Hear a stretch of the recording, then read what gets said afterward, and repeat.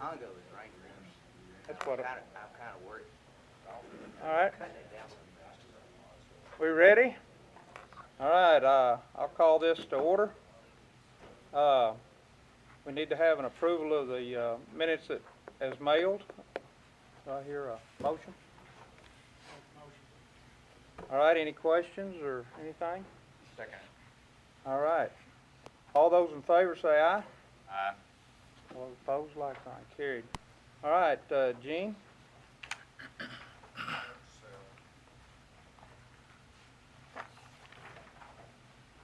Morning, Commissioners.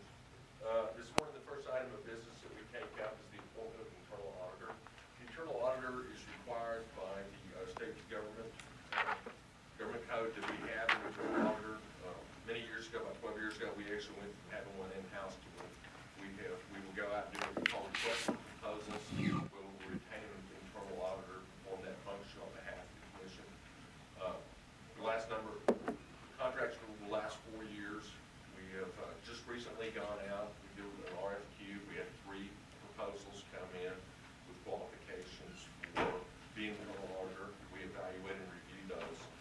A group of 3 of us, and ended up Monday Rufus, who's been providing us the internal audit functions for the last 12 years, has now been retained again to perform that. I think as you have found over the years, he does a good job. He knows who we are, what we do. He has very good experience state government-wise with ensuring that we are in accordance with all the requirements of the state agency, as well as he has broad understandings of not only the financial systems and how they go to the comptrollers, as well as our programmatic. So he's been very successful, and I think very good, as you will find, and they have the best qualifications for the agency. So anyway, with that, under the code and stuff, we need to get him appointed to be the internal auditor. We'll make sure to have a motion in there. So, and what this is to have y'all formally appoint him as the internal auditor, and then it'll go back to the full commission for the audit report that's presented by Attorney Simmons. So, Mr. Chairman, I move that we approve the appointment of the internal auditor as required by section 2102.006 of the Texas Government Code. Second. Any comments or anything? All those in favor say aye. Aye. Aye. All those opposed? All right, carried.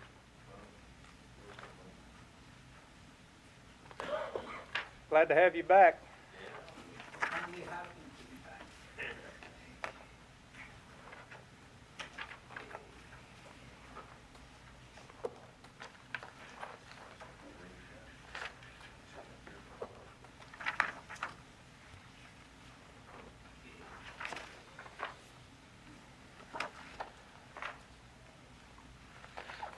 Morning, Commissioners. Morning. My name is Monday Rufus, representing the firm of Monday Rufus PC. First audit we presented this morning is the information systems, disaster recovery, and business continuity. During the audit, we noted that the Commission has not implemented a business continuity plan as required by Texas Administrative Code 202.24. And we did also notice that the Commission has a backup process in place to ensure that valid electronic information is available for recovery of the agency's functions in case of a disaster. And we did also notice that there are security measures and environmental controls intended to provide reasonable assurance that backup tapes are safe and secure, and that the risk of loss of information is minimized. It is also interruptible power supply UPS in case of loss of electricity. And the Commission computer room is protected against water damage and is equipped with smoke detectors and fire extinguishers. The primary issue is the fact that the Commission has not yet implemented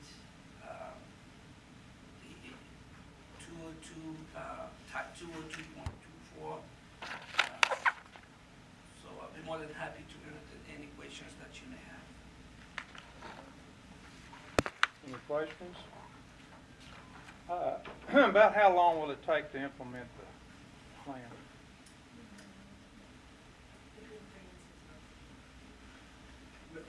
And I had to look back and ask, because as I've told Chairman Simmons and stuff, we had done up a plan, we had done all the things to put it in place, such as with the server room, we just hadn't finalized it, and then upon review, recognized that. At the same time, the head of our Information Resource Department left, and so we were lucky enough to hire somebody who has very significant background on that, having done business continuity for Dell as well as for Chase Morgan and stuff, so. Anyway, I think with that, and Beck says that it would be probably 4 to 6 months, 4 to 6 months, we should be able to have it finalized in place. Okay. How long do we have? Is there any set time set by the state? This time, it's just that the TAC 2.24 is previously required by law. And it's supposed to be in place, but that has not been implemented. I will say typically the way it was, the auditor that would be the one that would be back, so he'll Okay. be back.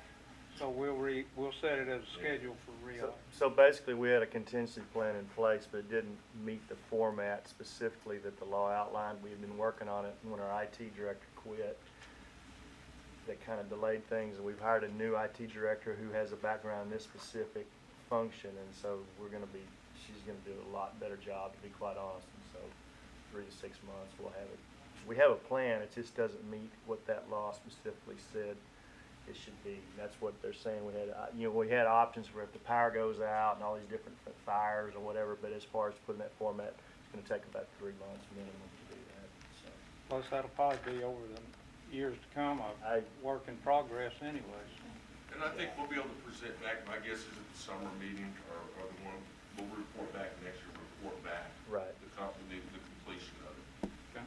It should come on a commission meeting, maybe by the next meeting. I don't know if we can get that quick or not, depends on when we're on. We can give a partnership for it. Yeah, we can give y'all an update on that. I think we all gonna say, Larissa or Beck. Yeah.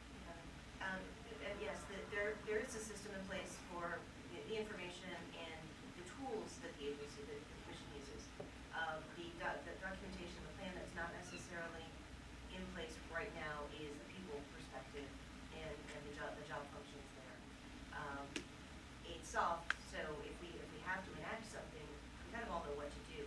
But as far as actually having it documented for if Gene's not here, who does Gene's job, kind of thing.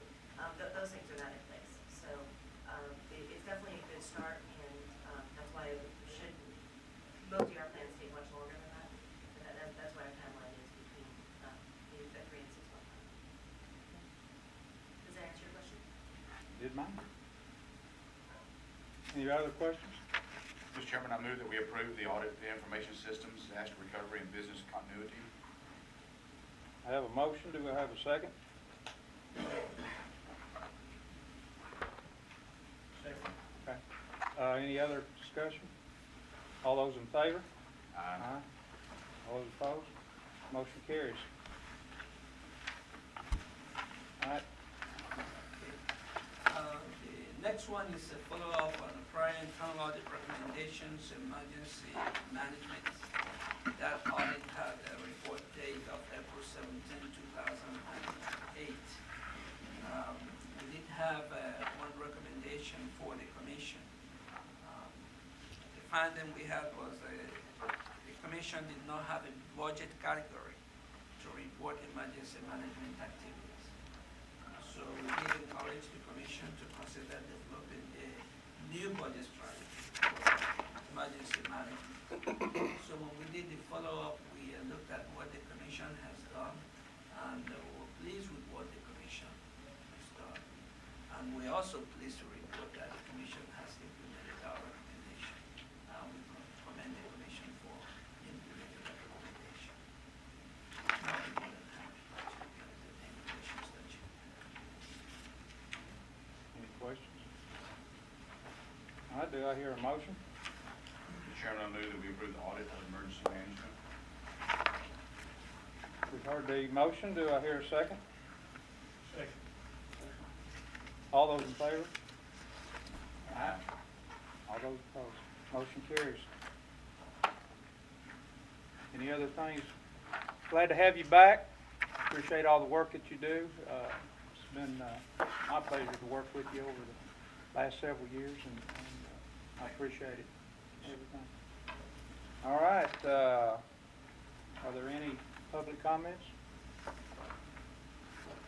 I hear a motion to adjourn? Second, adjourn. Thank you.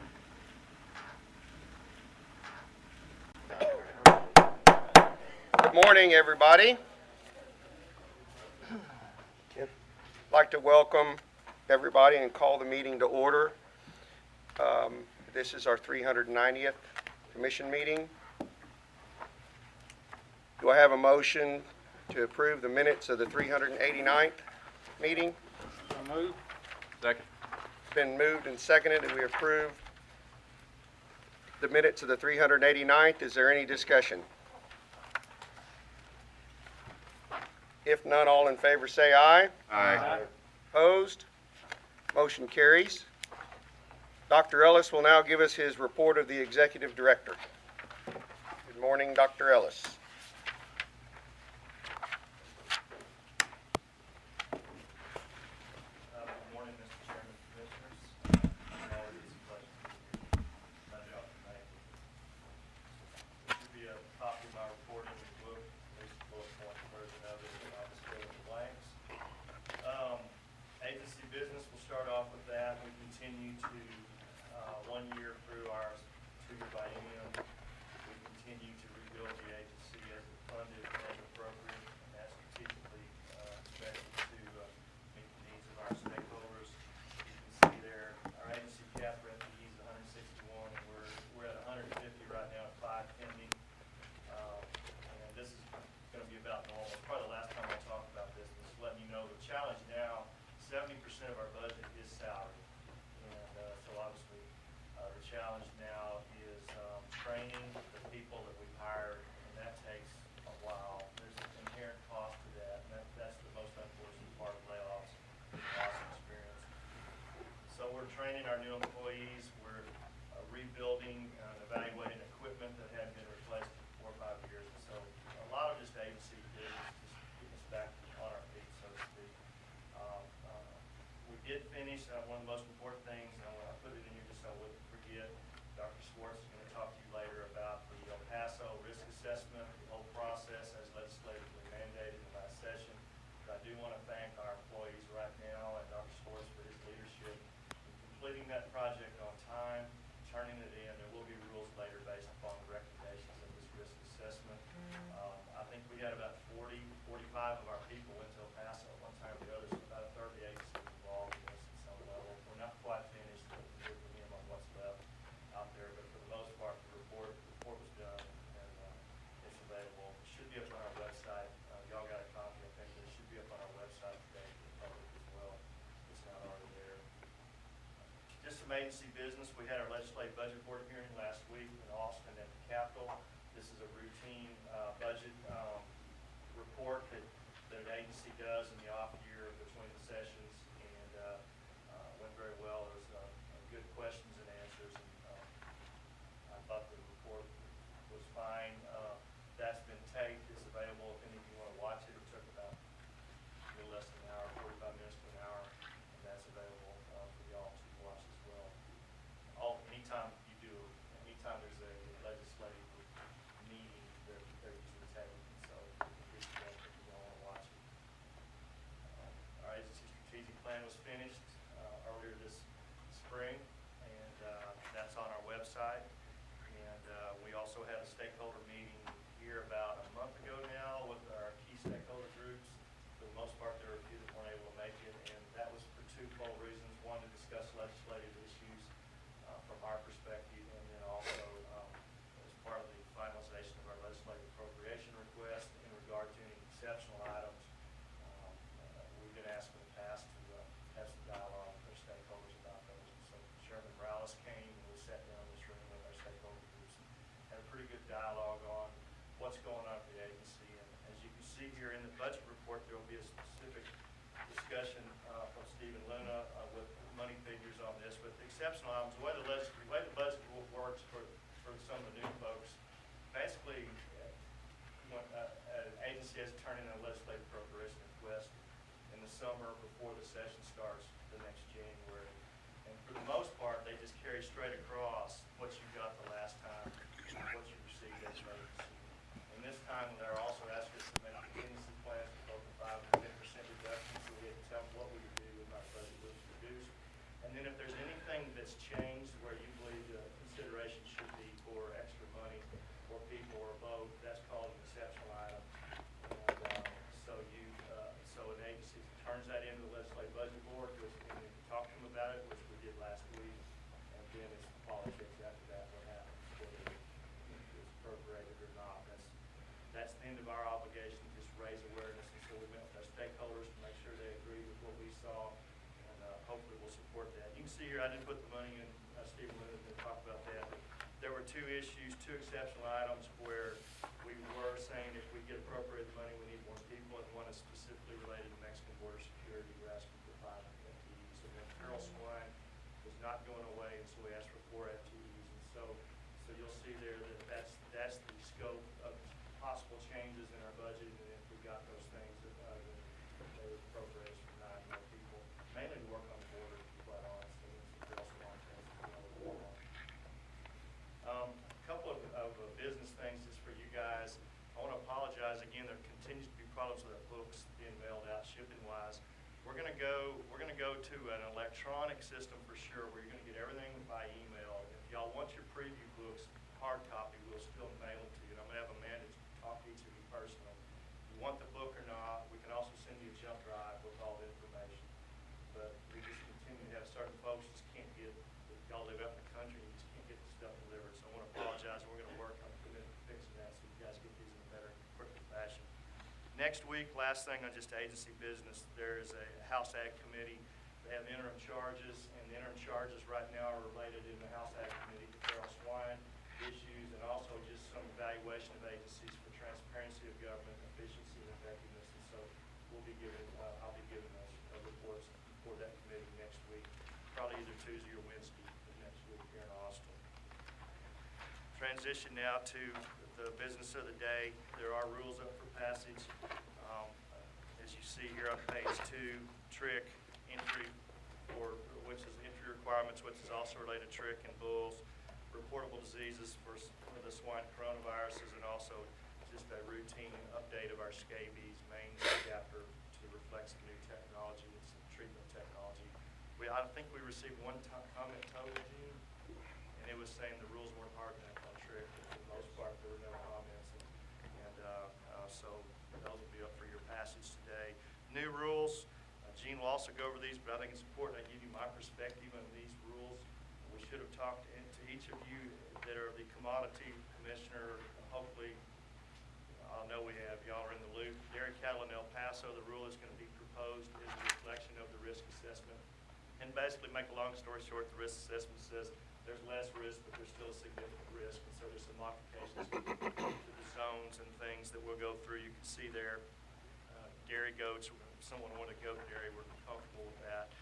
And we're going to make the zone smaller, and also propose to do away with the annual or biannual testing. But other than that, I'll let Dr. Swartz cover that. On the equine side, there is a rule proposed to make our horse testing requirements at tracks consistent.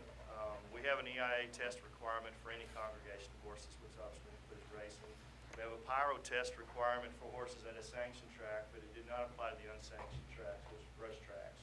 So this rule would propose, by changing the definition of a racing facility, it just says if you're racing a horse somewhere in the state of Texas, that's a congregation, you need a pyro test as well as an EIA test. It's bringing those into consistency. It won't change necessarily the enforcement. The philosophy of enforcement is a different issue, but this brings into consistency the fact that if folks are racing horses, they need it right now, a pyro test and an EIA test. And I'll just say, we are evaluating thoroughbreds in this context, and if we want to go through one more year of surveillance with thoroughbreds, there might be the opportunity to change the rules related specifically to thoroughbreds racing, not quarter horses. And we are aware, and I think there'll be some comments later, but we are aware of that, and we'll be working with those folks in the racing industry to see what we can do to accommodate that, probably after the first of the year. Poultry, fairly significant outbreak of a viral disease in the poultry industry that affected broilers, egg layers, and backyard flocks. And there's a rule proposed today to hopefully prevent that from happening again, which is laryngoturaciitis. There's two ways chickens can get sick. One is the wild strain, and the other is the vaccine strain. Actually, if you vaccinate them, they don't necessarily get sick, but if you have an unvaccinated bird exposed to a vaccinated bird, they're shedding the virus, and it can make the unvaccinated bird sick. So this rule basically is saying if the vaccine strain is circulating in the wild, or if your birds are exposed to vaccinated birds, you can't bring them into Texas because they can get sick. That's exactly what happened here. And that's on the books. And then the CWD zone, the CERVID rule, basically what we had were two zones with the exact same parameters, and it was a reflection of when we proposed the rules a couple of years ago. Initially, our high-risk zone, which is the lesser of the two, was going to have a little lesser, which is the buffer zone, in theory, lesser requirements than the, what's the other one called, affected zone? Or containment zone? I never can remember that. So after the comments, we decided not to change the high-risk zone requirements, and so in effect, y'all passed a rule with two different zones with the same parameters, and so we're not changing, the rule doesn't change the zone geographical area, it's just calling them one thing, and we're going to set aside the high-risk zone. If we need a buffer later, we have a placeholder for that, but there won't be a high-risk zone, it'll all be a containment zone at this point. So it's really just a terminology issue. So those are the rules up for proposal, and there'll be more discussion about that. I always want to give you my perspective on those, and Gina will lead some of the discussion, and if you have questions now or later, we can certainly go over that. Moving on now, animal disease traceability. Our focus right now is with veterinary practitioners, and Dr. Culp's going to come up in a minute and talk to y'all. She's the leader of our authorized personnel, which includes vets. ADT, animal ID, and veterinarians, we've got a lot of work to do with information and just explain the rules. I actually wrote an article in the last veterinary medical magazine on responsibilities to veterinarians for animal ID. And so our focus is working with vets. And we're also working with USDA. Almost 2 years after they passed an ADT rule, has decided they're going to start enforcing their part of it. And so we're interfacing with USDA and their part, and the partners here that work with the feds on interstate movement and markets, feed yards, and we're helping them trying to get started and explaining the rules to stakeholders about the federal part of the rule, not the state part of the rule. So that's our focus on animal ID. I would say overall the compliance has been very good, and don't have a lot of issues with there. Moving on to trichomoniasis. The summer after the April trick meeting, the decision was to go to the summer meetings of our stakeholder commodity groups and talk more in detail and with those, and we have done that. You can see here really the focus is on three main things: possible harmonization of interstate entry rules between all the states, and then the two big issues for the cattle industry in the future is adjacent testing to infected herds, and eventually what do we do with female cattle. And those are not solved, but we're starting the dialogue, we're starting to have discussions, and that'll be a work in progress for a number of years. But we did accomplish what we intended to do, which was I was at TSCRA and ICA, and I think Dr. Swartz was at Farm Bureau, Texas Farm Bureau, and so we've had private discussions with the folks and continue to try and just interface on this issue. Equine pyroplasmosis, we did hold a Texas stakeholder, an equine conference call a couple of weeks ago now. It's really one of the only ways to talk to the Texas equine industry. It's such a large, nebulous group of loosely affiliated folks that we just decided, and Dr. Green over at the vet school and myself just decided, let's have a conference call once a year and just talk to people that are interested about horses. Right now, pyro was one of the issues at the top of the list, and so I just put that under there. But I want to let you know that Commissioner Leathers was on the call and helped lead that call, and we're trying our best to talk to the equine groups about issues, current events. There will be a pyroplasmosis county test. We pushed it to November because of staffing issues, really, but in Brooks County, and that's where Dr. Vickers lives and practices, and so we'll be working with him and other folks in that community to start a pyroplasmosis county test in Brooks County, probably in November is what we're looking for now. Vesicular stomatitis, a viral disease of horses, cattle, and other cloven-hoofed animals, I guess. There's always something going on in Texas, and that's the disease of the day, I guess, right now. Luckily for us, it's kind of starting to slow down. It's a warm weather seasonal thing. We get it in Texas about every 5 years, but this year has been the biggest outbreak ever. It's the first time that anyone remembers cattle being involved. Luckily, no dairies have been involved. In the 80s, in the 1980s, in California, there was a number of dairies that were involved, and it can actually put a dairy out of business or ruin a lot of cattle if you're not careful. So we were lucky that no dairies were involved, but cattle and horses were involved. Very time and labor intensive for us. It takes 3 visits, a minimum of 3 visits by a veterinarian to release a quarantine. And so you can look at these numbers. If we did 130 FAD investigations, that means we've done 400 or more vet visits to premises. We had over 60 quarantine premises. It kind of started in South Texas, moved its way up. The last few cases have been up around Waco, just north of Austin. And so it's kind of moved the virus for whatever reason. Lives in these bugs, these sand flies, biting flies, midges. Overwinters in Mexico. Depending on how hard the winter is, that's how far back the virus gets pushed because the bug population dies. For whatever reason this year, the bug population stayed close to the border, and so it was real quickly introduced into Texas. Colorado has a worse case than we do. They have 300 quarantine premises. Evidently, the climate and the microclimate there for bugs is just perfect.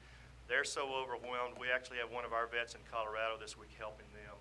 And, that's, I've said before, we're leaders. Texas, we have more experience and more staff. And so when a state vet asks me for help, I'm going to help. And Keith Laura called and said, can you send me a vet? And they had 100 quarantines to release.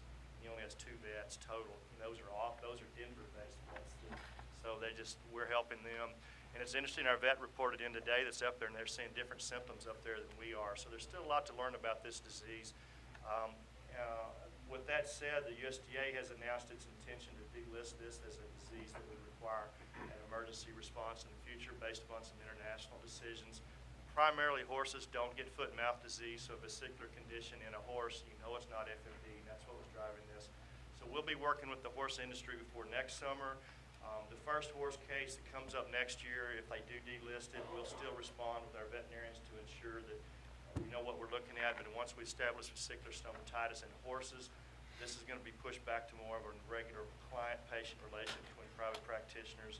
We will not be doing 400 foreign animal disease investigations next year if there's the same outbreak in horses. We will continue to respond immediately with any cattle, sheep, and goat issues, because those animals of vesicular lesion there could be in swine and camels and every other thing. But those animals could have FMD, and so we won't get complacent about that. But on strictly the horse side, the U.S. government is signaling us that they're gonna ask that this disease no longer receive a foreign animal disease type response in the future.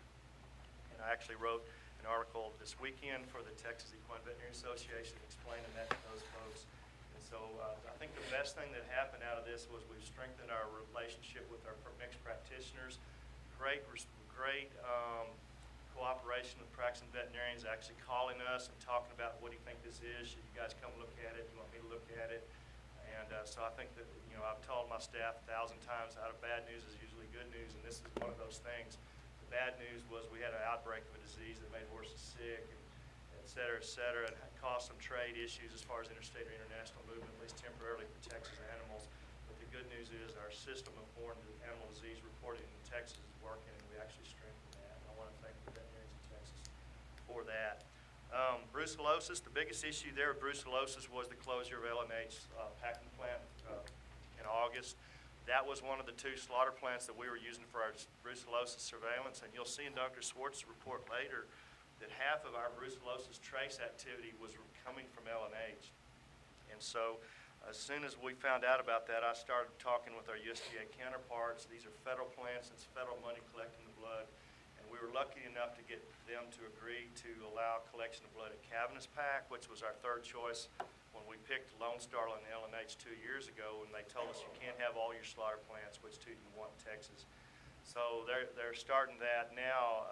It's kind of interesting that I hear some of the buyers and some of the cattle from South Texas are actually going to another slaughter plant in Texas as well that's not in our surveillance system. So we're going to evaluate the effectiveness and be working with the USDA and obviously the cattle industry and the slaughter plant industry as to the most effective brucellosis surveillance. But we are very appreciative of USDA for agreeing to allow us to start collecting blood at another slaughter plant that not only tests cattle for Texas, but also the Midwest and the mountain states. And so we have Yellowstone surveillance in there as well. So that was good for the United States. Swine enteric coronavirus, as I mentioned, you have a rule for passage that would make that reportable.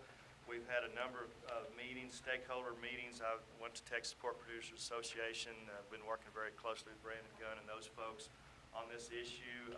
We do have some commercial places affected. Dr. Swartz will talk about that. But I do, one of the things that we did realize is, you have a commercial industry and we have a show hog industry and then a backyard industry. And so we had a good working relationship on developing some biosecurity protocols for this. I want to thank Dr. Lansford for his leadership with some of our staff and working with Texas pork producers in developing some informational materials for show folks. We will be working at the local level with show folks either to give them advice or actually come and help them at times to try and figure out ways to mitigate the chance of spreading this viral disease when they do tag-ins or actually make shows. So we're committed to that. This is a new disease. Throw it in there with vesicular stomatitis. It's the disease of the summer, I guess, and we're committed to working on that. But I want to make sure I thank Dr. Lansford for his leadership and working with the swine industry in Texas on developing some outreach materials for that. One of the things that there was a small amount of federal cooperative money that was given to us, and we used some of that money to buy a new disinfectant that's effective against this coronavirus. And our folks at the 14 markets that test hogs, we're using that disinfectant now to clean our equipment, snares and things between swine and the testing facilities. And so we're doing a better job there in biosecurity. Cattle fever tick issue, this is probably the thing that, if you ask me and Chairman Morales asked me this morning what's going on, this is the thing that right now, take aside the vesicular stomatitis and the coronavirus in swine, the LT and poultry, the thing that's got my attention right now is fever ticks. And our specific problem is in Cameron County, which is Brownsville, and a wildlife reservoir in Nilgai. We've found 4 infested premises outside the quarantine zone in the free area of the county. Dr. Baca has come today from USDA side, and Dan's going to give you an update on what's going on there. I've been down there 3 times. Dr. Swartz and Lansford, we've all been down there, and because this is in the free area, we're most likely looking at the establishment within a week or 2 of a temporary quarantine zone, a blanket quarantine as they call it, for the eastern part of Cameron County, probably from the Willacy County line to the Rio Grande River, on the eastern side along the ocean, and we believe that it's a Nilgai related issue. At least right now, that's what the epidemiology is pointing to. That's where they run, is up the coast. There are some U.S. Fish and Wildlife Preserves there, and we're working with those folks in Texas Parks and Wildlife as well to address this. We've got an incident management team in place there this week. They started yesterday, and their objectives right now are to figure out the scope of the problem, how big the area needs to be where there's a potential fever tick outbreak outside the quarantine zone, what resources they need, and they should have that finished by tomorrow. And stay tuned for that. But we will be announcing a temporary quarantine zone in the eastern part of Cameron County either later this week or next week. And there will be a public meeting. We'll go down there and have a meeting with those folks. And one of the most important things we'll need to do is coordinate our hunter activity for both white-tailed deer and nilgai in that county. One is to make sure ticks aren't carried out, and 2, to do surveillance to make sure there's not ticks on those hides. We've done this before when we had the Carrizo Springs outbreak. If y'all remember, in 2008-9, we had over 1 million acres quarantined in 3 different temporary blankets in Carrizo and Zapata and Starr County.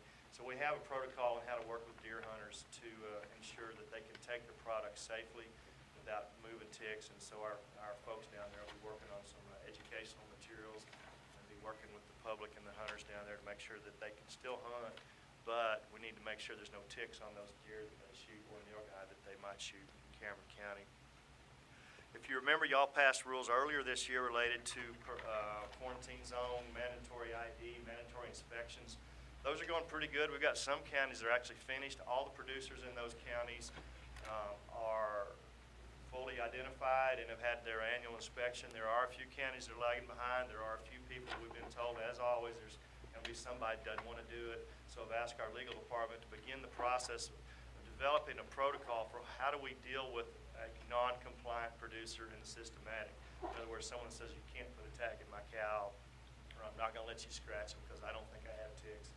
So there shouldn't be more than a handful of those, but we are working on that. But I would report to y'all that the process is going well and we're getting really good cooperation. There will be a meeting next week. TSCR is going to have their cattle fever tick committee meet, and I'll give an update to that committee at that time on both of these issues. And for the most part, the mandatory rule is going great. The nilgai problem down there has got me concerned, to be quite honest with you. I'm concerned about that.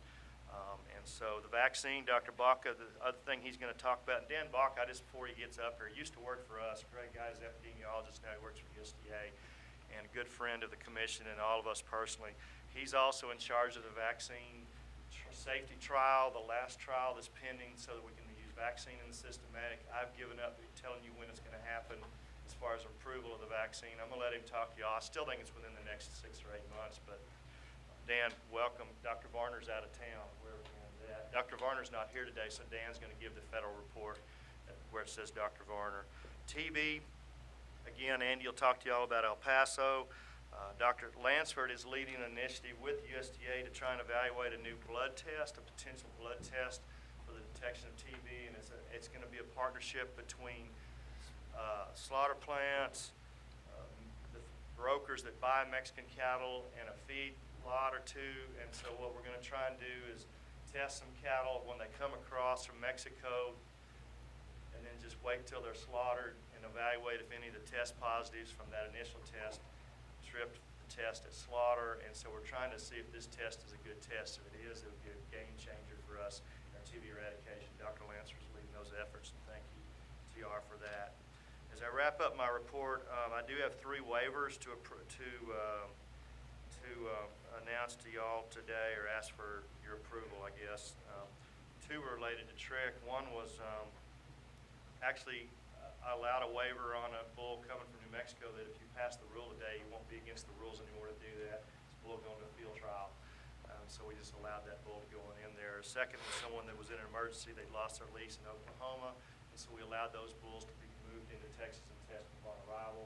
That waiver was approved. And then we had an avian influenza test pending on some quail. I think these were wild quail. Is that right, Andy? Wild quail for repopulation.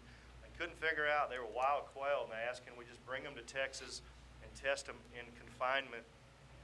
And if they had the AI, then they would have not been released, but they turned out to be negative. So we allowed these birds, part of a repopulation of some wild quail, to be tested upon arrival in a confinement operation. That's the end of my report, but Dr. Culp is going to come up now and give you all the authorized personnel report. As you remember, this is a law and a rule that was passed related not only to veterinarians and regulatory programs, but lay people, primarily with the servant owners in Texas. And Dr. Culp's doing a great job of getting started from scratch. And she's going to give you a report on authorized personnel issues, and from now on she'll have a separate agenda item, but this time she's part of my report. Go on, Ashley. Thank you, Dr. Ellis. Good morning, Commissioners. Morning. So first I would like to start with my report on authorized personnel by introducing a new member of the team. Laura Guerra, come on, stand up. Laura Guerra has been with us since February of this year. She has actually been our mail supplies and records retention specialist. As of September 1st, she's joined the authorized personnel team, and she'll be the authorized personnel specialist, and she'll retain her records retention position as well. So welcome to the team. We're very excited to have her. With authorized personnel, we launched since the last commission meeting 2 separate programs. So I'd like to update you on both of those programs and tell you where we are at this point. We'll start with the veterinary authorized personnel program. In August of this year, we sent out 1,700 letters with applications attached to all of the veterinarians in Texas who were part of our previous Animal Health Commission brucellosis approved program. They were to review the application, make sure it was correct, sign it, and send us the original copy of that application back. That process is going very well, and that is essentially transitioning everyone over from the previous brucellosis approved program to the new authorized personnel program. The next step for authorized personnel will be for us to identify the 1,100 veterinarians in Texas who are USDA accredited mixed animal practitioners or large animal practitioners in the state of Texas, and are not they were not previously in our brucellosis program. And we're going to send them letters and let them know that if they do want to participate in regulatory programs in Texas, that they need to go through our training program, and they need to fill out the application and become a part of this program. So that's where we are with getting veterinarians into the process. Those additional 1,100 letters will be sent out by the end of October. As far as the training goes, it is a 4-hour basic curriculum, and we have 2 additional certification programs that we offer veterinarians. For each of those, when they attend those trainings in person, they are awarded continuing education credits through the State Board of Veterinary Medical Examiners. The 4-hour basic courses are offered in a variety of venues for the veterinarians to make it convenient for them. They can go directly to the region offices and do this one-on-one with our region directors. They can go to various veterinary seminars across the state of Texas to obtain this training. And then I'll talk a little bit about, we're also offering this through the vet school to our 3rd-year students. Next week, we will actually offer a 4-hour training at Southwest Veterinary Symposium in Fort Worth. This is a regional veterinary conference that brings together veterinarians from Oklahoma, New Mexico, Arkansas, Louisiana, and Texas. And so we will be offering the basic course there as well to get veterinarians trained up if they haven't already had the 4 hours of training. Like I said, the other opportunity for veterinarians in Texas to get this training is when they're in vet school, or if they are foreign veterinary students and they come to Texas A&M for their 4th-year curriculum. And they're allowed to take this as an elective in the vet school. We just actually wrapped up our first group of 40 3rd-year veterinary students, and we're starting our 2nd group of veterinary students next week. So what happens for the veterinary students is they take this curriculum in their 3rd year, and then when they graduate, they will fill out the application and come into our authorized personnel program. So there's a lot of different ways that veterinarians can become authorized. That's where we are with authorized personnel. And moving on to the CERVID authorized personnel program. This is where we are training veterinarians who want additional training, but also lay individuals in the certified chronic wasting disease sample collection process. We've offered, actually your report is wrong, we've actually offered 4 of these trainings so far. We did our first one at the TVMA annual conference in March of this year. And then our first layperson training that we had this year was on July 10th at Commissioner Oates' facility at Huntsville Livestock. So we trained 7 individuals at that class. And then we had another non-veterinary training on September 4th in Herville at Exotic Wildlife Association, and we trained 20 individuals at that class. I think the training's been going well. We actually were invited to several conferences this year that we haven't been to before. In July, we went to Exotic Wildlife Association, August, Texas Deer Association, and then August, Deer Breeders Corporation, where we've been promoting this curriculum as well. We will be offering training in our region offices for the Certified CWD Sample Collector Program. And our first one is going to be October 14th in Region 4, and we're actively working on getting additional trainings for Regions 3, 5, 6, and 7, and we should have those set up by October, November of this year. The surveys from the labs have been very good of the attendees. They really love the hands-on portion of the curriculum, and they just have asked for more time in the classes. So that is the report on authorized personnel. I did want to give you a little update on 2 additional programs that we're running through our department. We have offered externships for veterinary students through the Texas Animal Health Commission in the past. This year we have a student, a 4th-year veterinary student, who is elected to spend 2 of his rotations with us. So instead of just a 2-week rotation, he'll be spending 4 weeks with us. His name is Michael Thomas, and he'll be here from October 6th through November 3rd.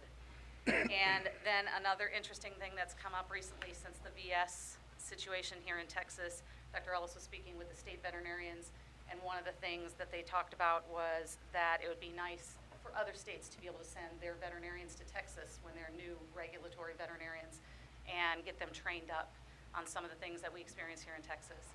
So about a week after that conversation, we got our first veterinarian who asked to come to Texas. He's here this week. And he has 35 years in private practice. He has been a year and a half with the state of Washington, and so he is visiting with us. And I anticipate if that goes well, we'll have many other veterinarians signing up for that program as well. That is the end of my report. If you have any questions for me on the program. I do. So a private practitioner can pick and choose what kind of training he wants. So it's not a blanket. That 4-hour course is specific to CWD, are specific to other programs that veterinarian may choose, right? So there's specific training? There's specific training for the authorized personnel program. The same training that we offer the veterinary students is the same training that we offer private practitioners. And so it's 4 hours on all of our regulatory programs in Texas. So it's very specific training. One is an overview of our agency, and we talk about ADT. One is swine and equine. One is brucellosis and TB. And one is, I am having a senior moment. Emergency management. and Emergency management, foreign animal disease. CW prions, and they have to take all 4 hours though to be blanket. Then there's 2 specific ones beyond that, We have 2 additional certifications, yes. which are TRIC and CWD. Those are separate The courses. CWD and the TRIC, They're separate than the Separate. 4 hour, which if you want to be in any of our programs, you got to take the whole 4 hours. That makes sense. So there's 3 different courses, a blanket course and two like extra credit ones if you want to do those things. okay, I understand that. Now, I want to thank Dr. Culp for her leadership, and I don't know if Commissioner Vickers or Oates want to say anything, but it's interesting, there's 2 separate things going on simultaneously, and vets are like herding cats, as we know that, and Dr. Culp has been a leader with education, continuing education for the vet community for years. Actually, you're receiving an award next week at the Southwest Veterinary Symposium for her leadership, so we're lucky to have her. And we're slogging through the beginnings of a significant new program affecting 3,000 veterinarians in the state of Texas. So I want to thank you for that. Yes, Dr. Cup is snowed under, to say the least, with her chores at task. But I would like to say that on the CWD collection classes, the instruction of that is fantastic. All comments from all the students, has all been very positive. I'd say probably 90% of the students basically pass on their first attempt to collect those retrophenol in the OBEC. So she does a great job. Our crew does a good job. Look forward to having more. And thank you. These, Sure. the laymen that are attending these classes, I mean, our Animal Health Commission criteria is going to accept their entry with a CWD sample, and so is the Parks and Wildlife. Right. What we've got generally, if I'll explain this, so right now there's no rules. Anybody can send in a brain for anything. Actually, this is going to start to bring together a Yes. requirement they be trained. I would anticipate by next year, once we need to just let some people get trained, but probably I would anticipate at the May meeting, there may be a rule proposed requiring a layperson that's going to collect tissues for CWD to have taken our class, which would then become effective in September. So we're going to go a year and try and train as many of the surveyed folks as we can. At that time, if they're not enrolled, then they're not supposed to do it, because right now anyone can do it. The agreement, the gentleman's agreement we had as well with TVMA is obviously it's not veterinary practice to take samples from a dead animal, but if there ever is a live animal test that is approved for CWD detection, then we will cease the layperson training for brains. You won't need it anymore, the brains and the lymph nodes, and that will fall back to regulatory veterinarians and personnel, the only ones that will do the training. So this is a stopgap measure to train these survey owners, take out their own samples, especially in rural places where they just can't get a vet, and hopefully there will be a live test someday. So for the next so many years, surveyed owners can do it and anticipate a consideration of a rule proposal next spring that would require them to do that. Right now, anyone could just send a sample to the diagnostic lab and they're going to run it. So by requiring them to do it, then we can start to quantify what you have to do. Do you have to fill out the form? Do you have to do certain things? And that's a work in progress. We're getting folks trained, and once we feel like we've got an adequate infrastructure to train everyone in the state of Texas, and what she didn't mention was we've got all of our veterinarians and our supervising inspectors now trained, so we're going to have the leverage to train the trainer, and so we're going to split out and start having regional trainings. And we have a good infrastructure in place that anyone that wants to learn how to take out the lymph nodes and the OBEX has the opportunity to do that within a reasonable amount of time. Then the commission, I would recommend the commission propose a rule requiring that person to take our training, to send in an official sample as part of a regulatory program. And so that's our long-term goal in about a year. Right now, we're just getting some folks trained. In a year or so, they're going to have to take our training to do this. And then if there's ever a live test, then they'll go back to vets. If that makes sense. If my memory's correct, when we discussed this a couple of meetings back,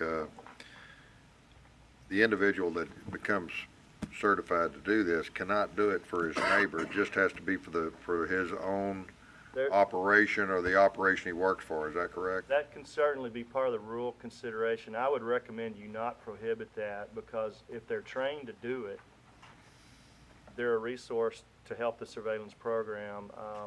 Right now, the rule, that's not been addressed. Yeah, there's It's nothing. obviously something the commission could consider. My recommendation is if you've got a person that's trained and willing to do it, let them do it. Let them do it.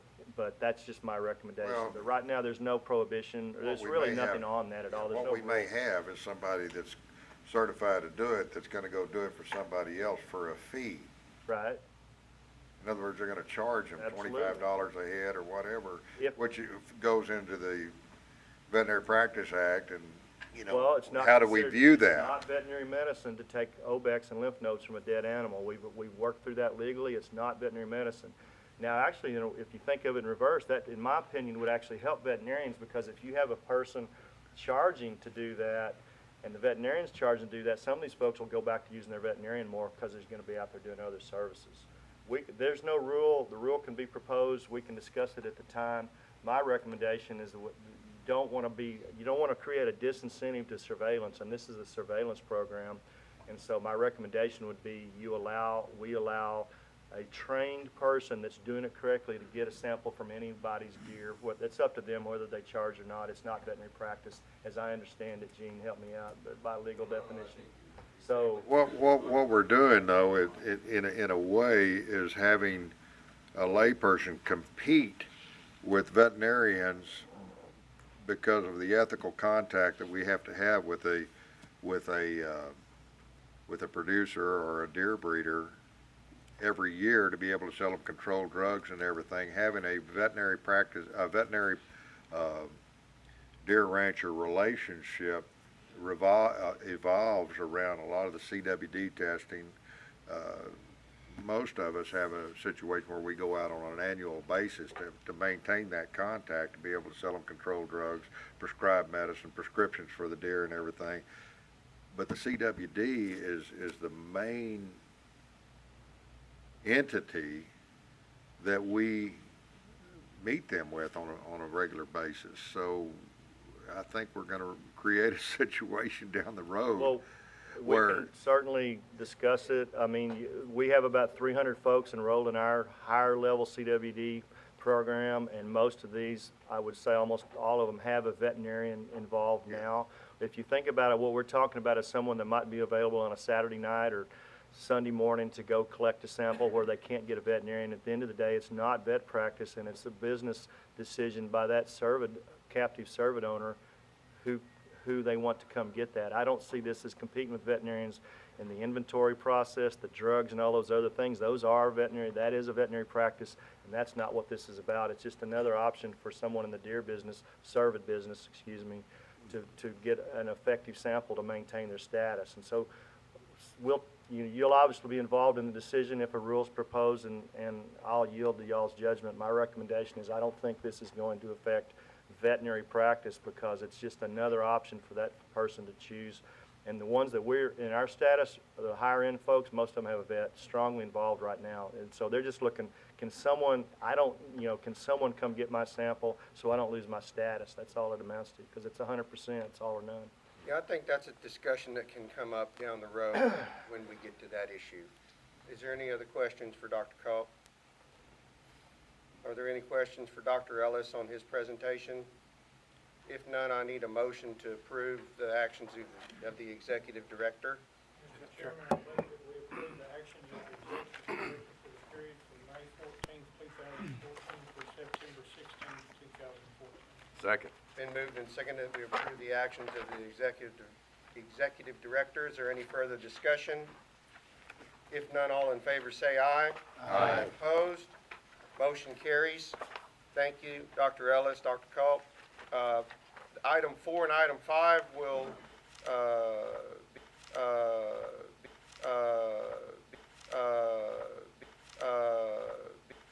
be taken over by Dr. Schwartz. Good morning, Dr. Schwartz. Good morning, Chairman and Commissioners. First report is animal health programs, epidemiology, and traceability. And I wanted to start off my report this morning by talking about last year regarding tuberculosis and contrast it to what's going on this year in the state. So last year, during the calendar year 2013, we had 15 cases of bovine tuberculosis. They were all discovered through slaughter surveillance. 13 of those traced back to Mexico. They were feeder origin animals, or feeder animals of Mexico origin. There were 2 cases, however, that we were not able to trace to the source herd. One was we think was probably a feeder animal. It may well have been a Mexico origin animal, but we weren't able to trace it because of no ID. The remaining case was a domestic origin beef cow that we did extensive testing, extensive tracing, and never found a source herd of that infection. So that was last year, 15 cases last year. So far this calendar year, we've had 0 new cases. So there's been no new cases in feeder animals this year. And it's just, I keep waiting for that other shoe to drop, but it just hasn't yet. But the good news of that is it's given us a chance to work on some of the the complicated traces from that beef herd that we found near San Angelo 2 years ago. That had sold a number of animals over the years. And as you recall, I reported earlier about one cow in particular left the herd before it was quarantined, went to another herd in Texas, and then was finally tracked down in North Dakota and found to have tuberculosis there. So we had to follow every herd that cow had been in on the way and test them and treat them like affected animals or affected herds. So that's led to 248 traces, and that each trace includes multiple animals. And these traces, as I've talked about before, usually involve multiple generations where an animal may be mixed with another lot of animals. Now we have to trace that mixed lot to where they go and they're split again. So a total of 248 traces, and we've whittled that down to 84 remaining traces. So this sort of a lull in the new caseload has given us a chance to catch up a bit on those traces. Switching to brucellosis, this year so far, this calendar year, we've done 43, or working on 43 investigations. That's where an animal either is tested for change of ownership or at the slaughter or market and found to be a suspect on the brucellosis test. So we've had 43 of those cases so far this year. As Dr. Ellis said earlier, almost all of those are through slaughter plant surveillance, and 21 of those 43 were from the L&H plant, specifically the plant that he'd already mentioned has closed down this year. The remainder were from Lone Star and San Angelo, and 2 were from livestock market testing. So Dr. Ellis was able to get things rolling quickly, and with USDA support, we're now prepared to receive samples from Cavaness Pack. And it's actually a larger plant. They process up to 1,600 animals per day on average. So that will actually bump our surveillance pack up a little bit. So we're glad to see that. Cattle come from different parts of Texas, but also from the western United States to that area. So if there's any brucellosis that might have spread from the greater Yellowstone area, we'll get some surveillance on those animals there. So we're pleased. The first samples from Cavaness are set to arrive at our lab this week. So we're pleased to have that surveillance again. Switching to trichomoniasis, I'll just say that in the past, so far this year, we've been almost 17,000 animals tested, 17,000 bulls tested, I should say, and 447 of those have been positive. And I'll just take this chance to say that we've added a veterinarian to our staff, a field epidemiologist. She's not with us today. She's out training, but her name is Dr. Susan Rollo. She comes to us from the DSHS, the health department. She's a zoonosis control vet in the Houston area. And her specialty is data analysis, especially geospatial analysis. And one of her first projects will be to look at our trick data from last year. Instead of just having straight test prevalence we talk about every year, we want to try to determine a true prevalence based on the population of the bulls in the state, the cattle population. So we hope to have some more specific numbers when that working group meets this spring. Going next to swine brucellosis, we continue to have investigations and without fail, it's where feral swine is commingled with domestic swine and either give spread brucellosis or pseudorabies. We've got 7 brucellosis investigations underway now. We've had 1 pseudorabies infected herd. newcomer on the regulatory swine disease front was the porcine epidemic diarrhea virus. It entered our country last year. We've talked about it several times already now.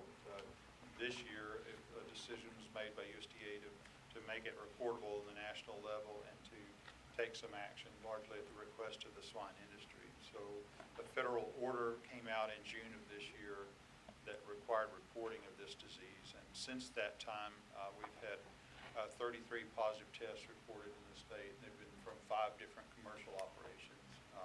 None of them have been from show pig sales, show pig operations at this point. But that may well change now that we're into the show pig season. We have large sales and pigs moving interstate. So I'm expecting that to change by October or November, but hopefully it won't. Hopefully it'll just stay in the commercial industry at this point. Going now to equine piroplasmosis. So far this calendar year, we've had 6 new infected horses discovered. All of those were quarter horse race horses tested for either to enter a Texas track or to go to another state. Since we had the big outbreak in 2009, there have been a total of 118 positive horses found separate from that ranch investigation. 36 of those 118 were found through high-risk testing in counties in South Texas, and we'll continue that effort as resources allow. The remainder of those, 82 of those, were either import horses or quarter horse race horses that have been found through movement testing or subsequent investigation. As for on the EIA front, so far this year, we've had 3 positive horses found in Texas. So I just want to pause for a minute and mention something that's going on in California. I mean, there's a discussion nationwide, should we even be continuing testing for EIA? And California, the state of California talked to the racing industry earlier this year and in June convinced them that racehorse population was at high risk for EIA and equine pyro. And so they began testing racehorses in California, and they found 23 EIA positive horses and 11 pyro positive horses in that population. So they hadn't had a test requirement before, and it was sort of an eye-opener. So I think we will proceed with caution about removing any test requirement on our part, at least on the quarter horses. Vesicular stomatitis, Dr. Ellis covered that well in his report. So I will go next to poultry. Dr. Ellis has already mentioned infectious laryngotracheitis this year. We had in my 24 years with the state, we haven't had an outbreak this big ever of LT, but it's been in commercial broiler operations largely in northeast Texas, 18 of those operations, and they all have been released from quarantine now. They've been sent to the processor. Facilities are cleaned and disinfected, and now they're back in operation. Our role in this outbreak has largely been to test backyard flocks within a mile of these infected farms, and we've tested 36 flocks. At those 37 flocks tested. Of those 37 flocks, we found 4 that were positive for LT. One of those we had to get law enforcement to go with us to actually get the testing done, but it was done. Fortunately, that flock was negative. Just leave that one alone. So of those 4 infected flocks, all of them were depopulated, and through a combination of agency money, THC funds, and the commercial operator who was nearby. So there was a combination of those 2 funds. And as you recall, the last legislative session, our agency got authority to depopulate poultry, and it was largely for this reason, so we could remove that risk population. And obviously, those owners have to be compensated, so there has to be money there to pay them, but we can order that they be destroyed. So between the legislative action last session and a rule that was passed by the commissioners, we were able to require those flocks to be removed and reduce that disease risk. Last topic on this section of the report is the animal disease traceability activities, and I'll just say that we now have the Animal Health Commission has an electronic certificate of veterinary inspection available. Private veterinarians can go to our website and download, actually pay for the certificate in advance. It's $7 per certificate, just like a paper one would cost, plus a convenience fee.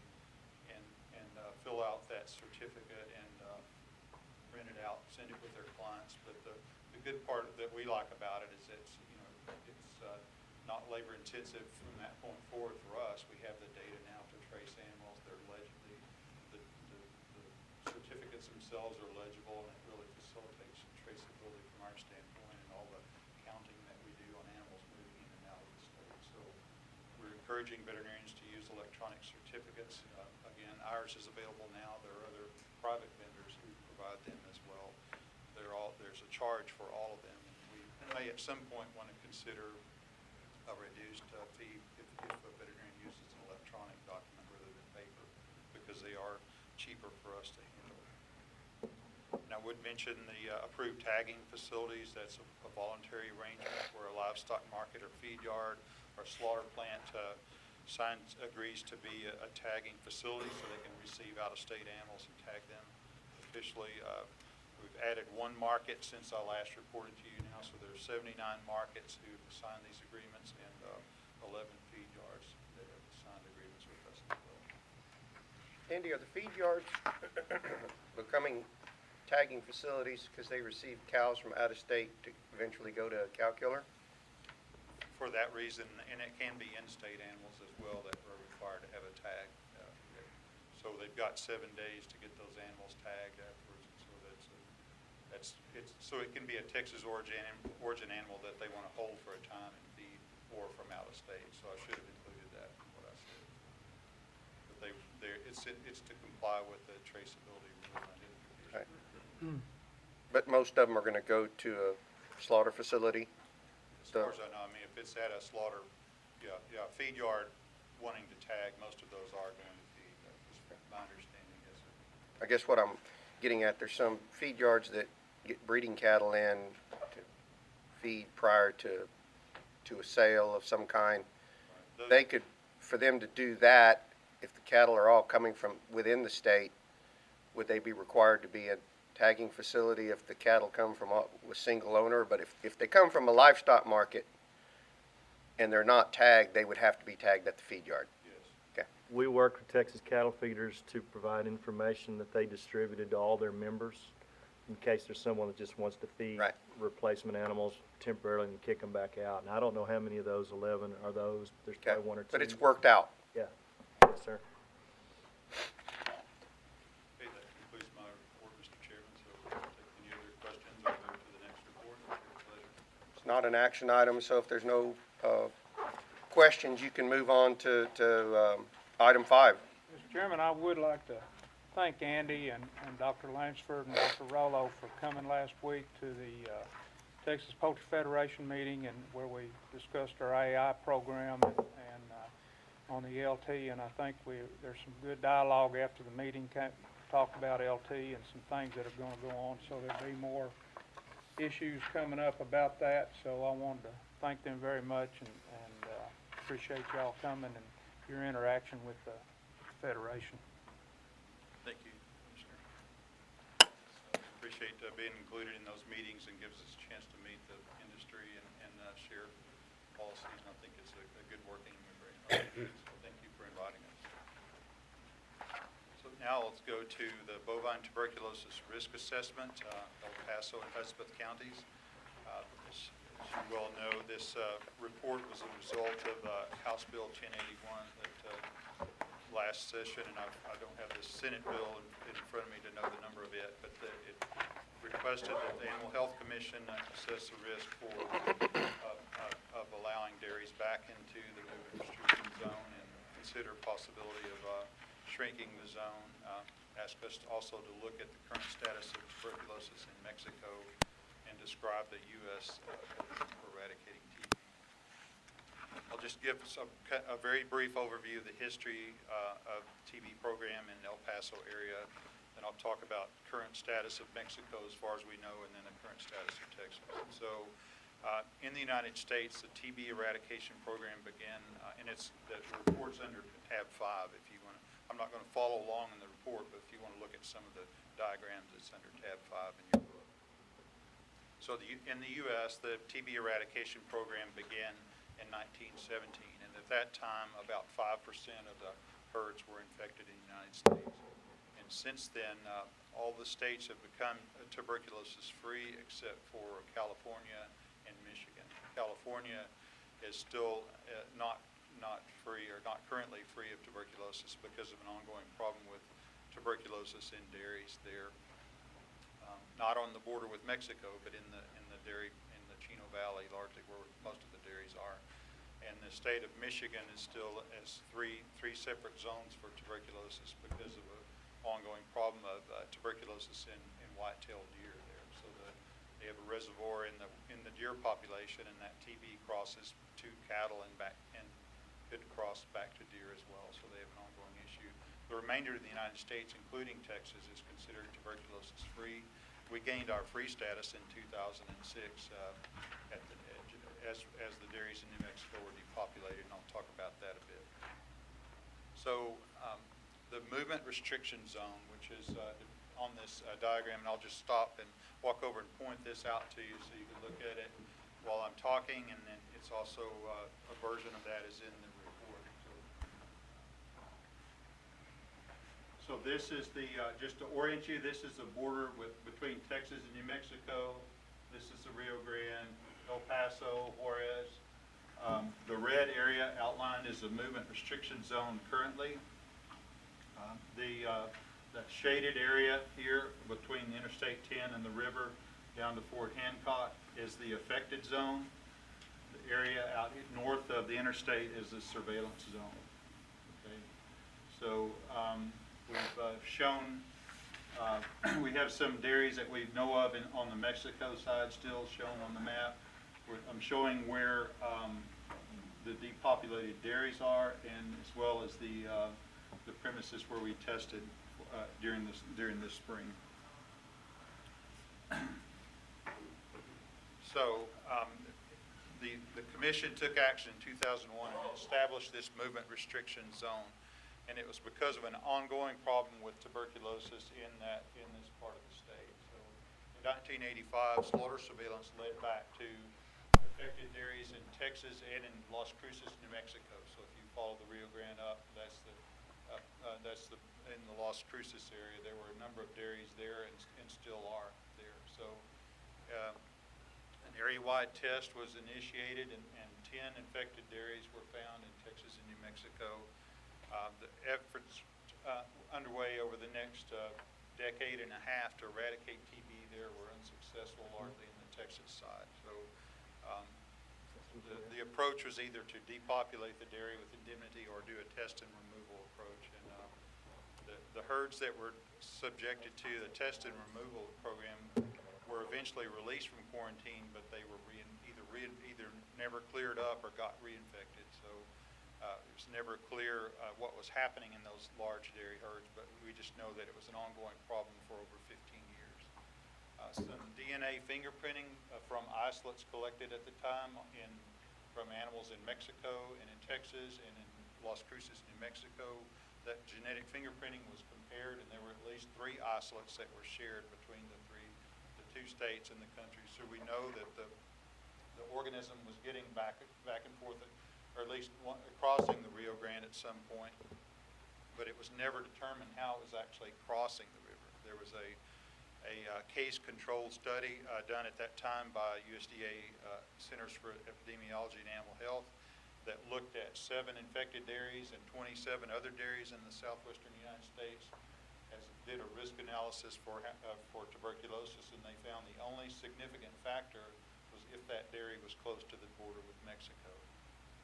There was a separate study done, a spatial analysis, and looking at the location of the dairies, and that study also agreed that suggested that the closer any El Paso dairy was to a particular dairy in Mexico, the greater the risk the herd being quarantined. So it became obvious that this was geographical area, risk area here. A separate study, looked at reservoirs of TB in that area. The attempt was to try to find out do we have a reservoir of tuberculosis in Texas on the U.S. side of the river, and that study looked at sampled air and water. It sampled birds that could easily fly from dairies in Mexico within sight across the river to the dairies on the Texas side. the testing did not find tuberculosis in any of those locations. They also looked at dairy workers as a possible source for tuberculosis. We know that bovine TB can be transmitted from cows to people and from people back to cattle. That particular case, they could not find any dairy workers that were infected, so there was not a human reservoir identified. And so the conclusion of that study was that the only reservoir for tuberculosis in that area was actually in the dairy cattle themselves. And so an effort was begun underway, or was implemented to depopulate the dairies in that area, and it was done with USDA funds. So at that time, the movement restriction zone was in place, in declaring this a high-risk area for tuberculosis. A separate effort, separate legislation affecting the health department, DSHS, that actually issues the permit, directed that no dairy permit should be issued where there's an area at high risk for tuberculosis. So that effectively prevented any dairies from being reestablished in this area. As I mentioned, the federal funds were used to depopulate these dairies, and there was and to pay for moving some of the milk processing plant and a dehydration plant, and also over a period of 3 years, from 2003 to 2006, 10 dairies in the affected zone and 1 dairy in the surveillance zone were depopulated. A conservation easement was placed on those properties as part of the agreement, where no breeding cattle and certainly no dairy operation could go back on those properties for at least 20 years after those cattle were depopulated. So They have that many dairies? these are not, these are actually cattle herds and goat herds that we tested. And I'm realizing as I'm standing here that we had several versions of this map, and we're not actually showing the dairies on here that were depopulated. All this is all the animal current owners, yeah. Yeah, these are the current herds that we tested. I'm sorry, we had several versions of this map, and we can get that one back out if you'd like to see that one. Where the dairies were all, I'll just point out, so the dairies were scattered all within this zone, and there was one down in Custis County right here that was depopulated as well on the Texas side. The other 9 were here. There was 1 dairy in this area that was never infected, but it was taken out with the depopulation control because it was in this movement restriction zone. So between the depopulation of those infected dairies and testing statewide that was being done at the time, 2003 to 2006, to regain the state-free status, all of the dairies in the state were tested, and only 1 other dairy was found infected at that time. 2,000 beef herds were tested as well, just purebred seed stock herds that were randomly drawn, because we determined that those type operations were at high risk of TB as well. So, that testing was completed in 2004, 2005, and Texas regained its TB-free status and has maintained its free status since that time. Since then, we've had 2 TB-affected herds. One was a dairy in the San Angelo area, and I've reported to you on that over the years. The other was a beef herd, also just north of San Angelo, and I just talked about that. We're just finishing up the traces on that as well. Those were not tied to a geographical area near the border. So as far as what's the current status of on the Mexico side in Juarez and in the state of Chihuahua, Mexico, USDA did a review of the TB program in Chihuahua in June of this year, and apparently that the state of Chihuahua is making progress toward TB control. They were 56 municipalities in Chihuahua were upgraded from accredited preparatory to modified accredited. But that was a provisional approval, meaning that provisional status, meaning normally herds of origin would not have to have a current test to export cattle to the U.S. if they have modified accredited status. In this case, the review team recommended that herd test be put in place for the next year. So the area just across the river from this movement restriction zone is now modified accredited, which means they can have up to 0.5% infection, or 1 in 200 herds can have TB, and they can still have MA status. status there. The information that I was able to get on the dairies closest to Texas are, Mexico is saying that those are TB-free. They've been testing them repeatedly, but they did mention other smaller dairies along the border, and they didn't provide information on those specific dairies, which is two larger dairy operations that they talked about. So the information I was able to get was spotty. I wish I'd had the chance to go, wish I'd been able to go in that review in Chihuahua so that I could see it firsthand. So that's the current status in Mexico. What about in Texas? As I mentioned, we're TB-free in the state. This spring we set out and tested all the certain species in the movement restriction zone. Testing is nearly complete now.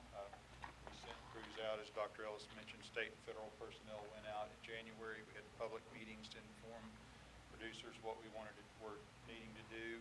We sent crews out to locate animals, and then in January and then in February we tested almost all the animals that we needed to test: the cattle, and some bison and deer and goats in that area.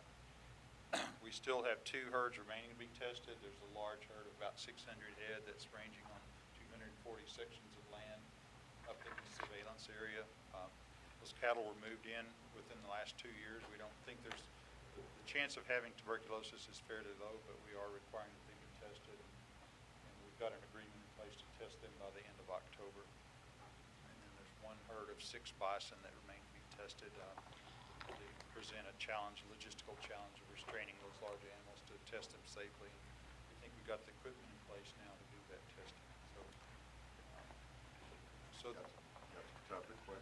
We hope a huge oversized hydraulic chute that we hope will hold it. So we'll use it in El Paso and South Texas probably. So the conclusion of the report was that, as Dr. Ellis said, although the risk of tuberculosis being reintroduced in this area is low, it's still significant.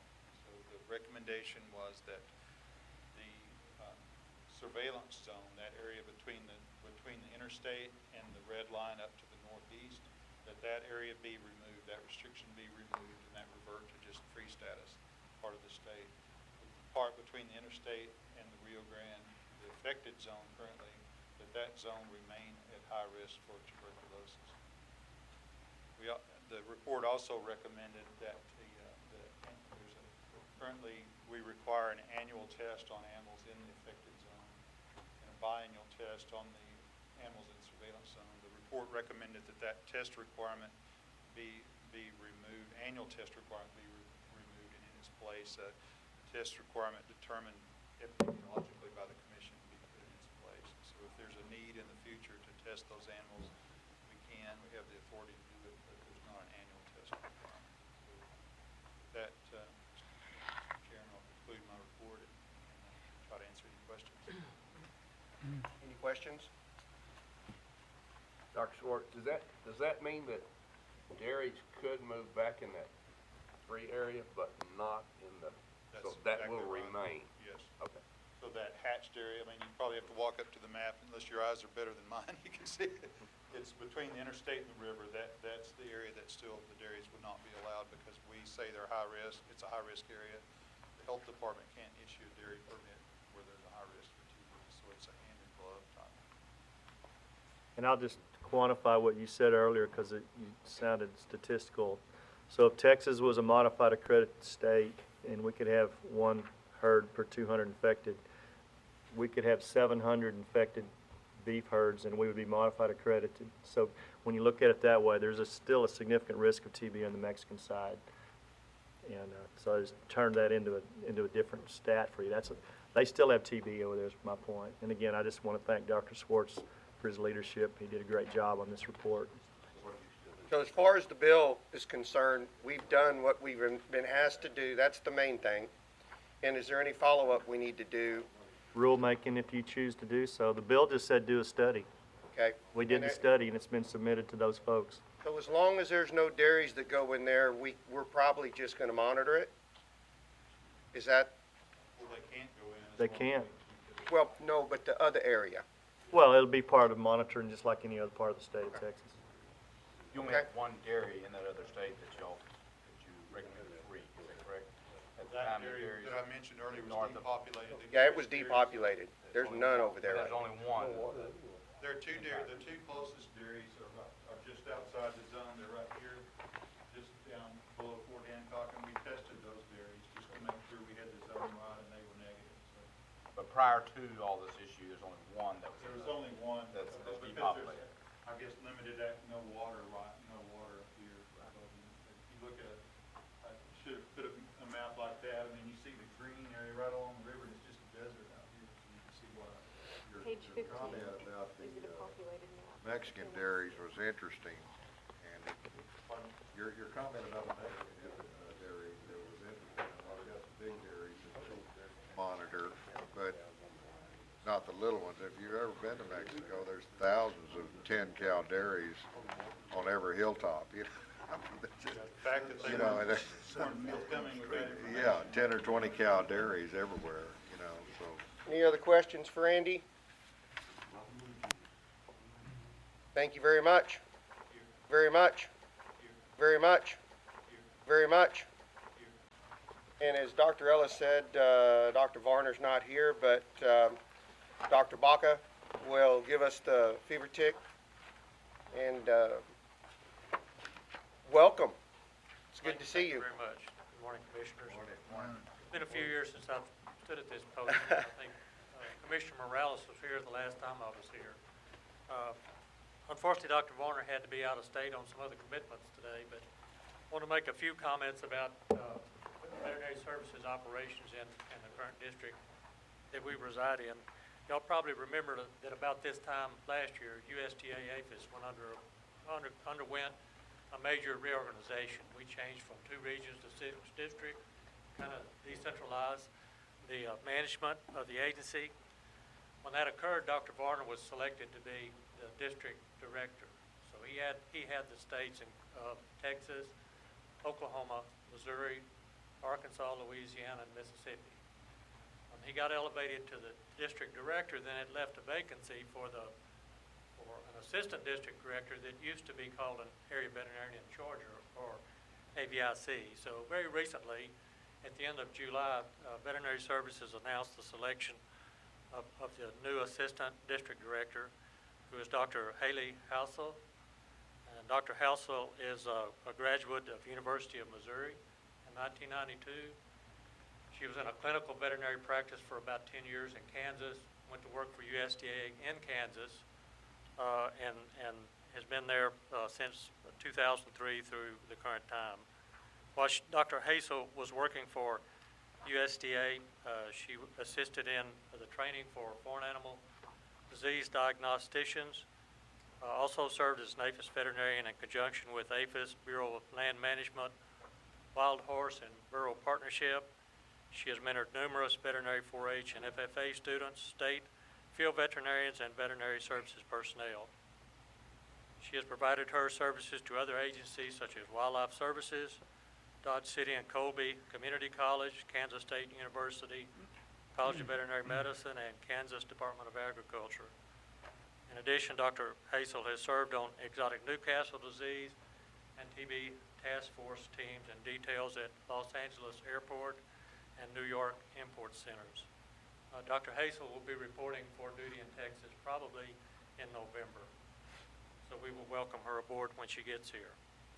The other 2 items I wanted to mention, Mr. Chairman, very briefly, is the anti-fever tick vaccine. Since 2007, I've been involved with the cattle fever tick eradication program along the border from Del Rio to Brownsville. And since that time, there's been a lot of interest and involvement from Texas Animal Health Commission, USDA, and the Agricultural Research Service, as long as our industry counterparts, and exploring the use of a vaccine to protect cattle against cattle fever ticks. And that there is an independent major pharmaceutical company that is trying to get a anti-tick vaccine approved by the USDA Center for Veterinary Biologics. This vaccine had been on the market for several years in Australia, but never applied for licensure or registration in the United States, primarily because of the fact there really wasn't a demand for use of that vaccine in the U.S. Very limited market. That market for us would just be the cattle fever tick eradication program. The market was pretty big in Australia where they had, a good portion of the Northern Territories where cattle fever ticks were endemic. A good market in Mexico, Central America, and South America. There wasn't a market in the United States to prompt this company to jump through the hoops to get this product recognized by the Center for Veterinary Biologics. But since 2007, there has been. So this company is currently at the point where we expect to do a field trial to evaluate the safety of the product, probably starting either in October, November, or December of this year. The efficacy work has been completed by USDA ARS at their research station at Moorfield, and it shows that it has adequate efficacy to be used in cattle to control cattle fever ticks. The safety part of the study involves more cattle and more herds just to make sure that there's not any undesirable side effects to cattle that are administered this product. So we expect that will happen on 2 herds, one near Eagle Pass, Texas, and one near Zapata, Texas, sometime this fall. And then the last item that I would like to mention is Dr. Ellis talked a little earlier about the outbreak of cattle fever ticks in Cameron County, Texas. It's been, I guess, since 1980 since we've had a major incursion of cattle fever ticks outside of the permanent quarantine zone in Cameron County. In March of this year, we found cattle fever ticks in the Escalera pasture, which you can see on your map there, the very southern part. The southern line there is about where the Brownsville Navigation District is, the Brownsville Ship Channel, which is the northern border of our permanent quarantine areas. You can see that Escalera pasture is about 5 miles north of that Brownsville Ship Channel. If I'm not mistaken, the green lines are 5-mile buffers, and the yellow lines are 2-mile buffers. We found cattle fever ticks on that pasture in May. It took a considerable amount of work because this pasture was not a very, very well managed operation. A lot of cattle had not been penned in many years. About 6,000-acre property, about 200 head of cattle that we believe were on the ranch at that time. And so it was probably early August before the last cattle finally got gathered. And when I say last, I want to qualify that there's somewhere between 5 and 10 head of maverick cattle that have still not been captured. But virtually all the cattle have been captured that have had a very, very high infestation rate for cattle fever ticks. In early August, we had a livestock producer near Holly Beach who called and said that he had gathered his cattle and noticed a lot of ticks on the cattle. We sent somebody over there to look at the ticks and confirm that they were cattle fever ticks. So we drew 2-mile and 5-mile buffers around that property. A few weeks later, we have another voluntary report by a cattleman about 10 miles further north from that location. That's the Buena Vista pasture that shows on your map. A pretty large operation, a lot of cattle, and they had a heavy infestation of cattle fever ticks also. This producer also owns some other properties in Cameron County, and you can see the Las Yescas pasture to the west. Those were cattle that he also owned or managed, and he had previously moved cattle from Buena Vista pasture to Las Yescas pasture. When we inspected them, they had cattle fever ticks also, but at much lower rates. So we believe that it's fairly likely that property became infested when he moved calves to be weaned a little bit closer to where his headquarters were. There's a lot of concerns in this particular area because we do have a substantial population of nilgai antelope, and for many years, nilgai have shown to be an extremely competent reservoir for cattle fever ticks. And we believe that at this point in time, that it is likely that that's how cattle fever ticks moved from south of the Brownsville Ship Channel all the way up to Buena Vista pasture. We're not certain how far north those nilgai antelope may have moved them, but I think those of you that are familiar with the lay of the land and the range of nilgai antelope in South Texas recognize that it's pretty continuous population from Boca Chica as far north as Baffin Bay. There are different subpopulations, but those populations do overlap substantially. So we've drawn a blanket quarantine area that will be proposed by the commission. There will be a public hearing at sometime within the next couple of weeks, and then formally the commission will actually implement a blanket quarantine area. It may look very similar to the red line that you see on your map here, and that red line at the northern extremity is the Arroyo, Colorado, which is a county line with Willacy County. South on a public highway, and then southeast on another public highway, and then it follows to the northeast along a public road in the Brownsville Navigation District ship channel. A lot of work to be done in that area. We have about between a fourth and a third of that geographic area is U.S. Fish and Wildlife property, and that property has kind of served as a refuge for many kinds of wildlife, particularly nilgai antelope. That population has not been harvested commercially and has not been hunted significantly in probably 30 or more years. So there's a pretty substantial population. Fortunately, U.S. Fish and Wildlife, after we had gone through the effort of completing an environmental assessment, getting approval from the right levels within U.S. Fish and Wildlife to do some commercial harvest, starting the southernmost Fish and Wildlife areas along Boca Chica, north to about where that Holly Beach pasture is. We will be doing some commercial harvest this fall and take down that population significantly and do a lot of good surveillance in the process to see what kind of a tick load that those nilgai antelope are carrying. U.S. Fish and Wildlife also owns property as far north as Buena Vista pasture, and we expect that if we continue to find infested nilgai antelope and the Atascosa National Wildlife Refuge, that we'll probably continue to move further and further north on federal property to try to reduce the numbers of animals in those populations. Well, that concludes my formal remarks, Dr. Ellis. Mr. Chairman, I'd be glad to answer any questions that you might have at this time. Is this section east of the country pretty wetland area? It is. That adjacent to the coast is very much a marshland type of a habitat. I was just telling Dr. Ellis earlier, this East Foundation property up around, further up the coast a little bit, Port Mansfield, we're trying to depopulate that whole ranch. Their new CEO wanted to get all the nilgai off of all their properties, and they trapped about 3,000 antelope and scattered them all over the state of Texas. So, you know, I didn't know if you were aware of that. Well, we were aware of it. Did y'all scratch them, or? No. That occurred before we had any indication that we had cattle fever ticks and nilgai north of the Brownsville ship channel. That occurred in 2012 and 2013. Yes, it was just. And as you well know, they went back this year to do an aerial survey of nilgai on the East Foundation, and they thought there would be about 1,000 left, and they only counted 500. So they believe that what happened was they dispersed as many as they actually removed. In other words, with the pressure of commercial harvest, they left that property and went to some of the adjoining properties to the west and north. Well, they were getting some heat. And they will come back, but they haven't come back yet.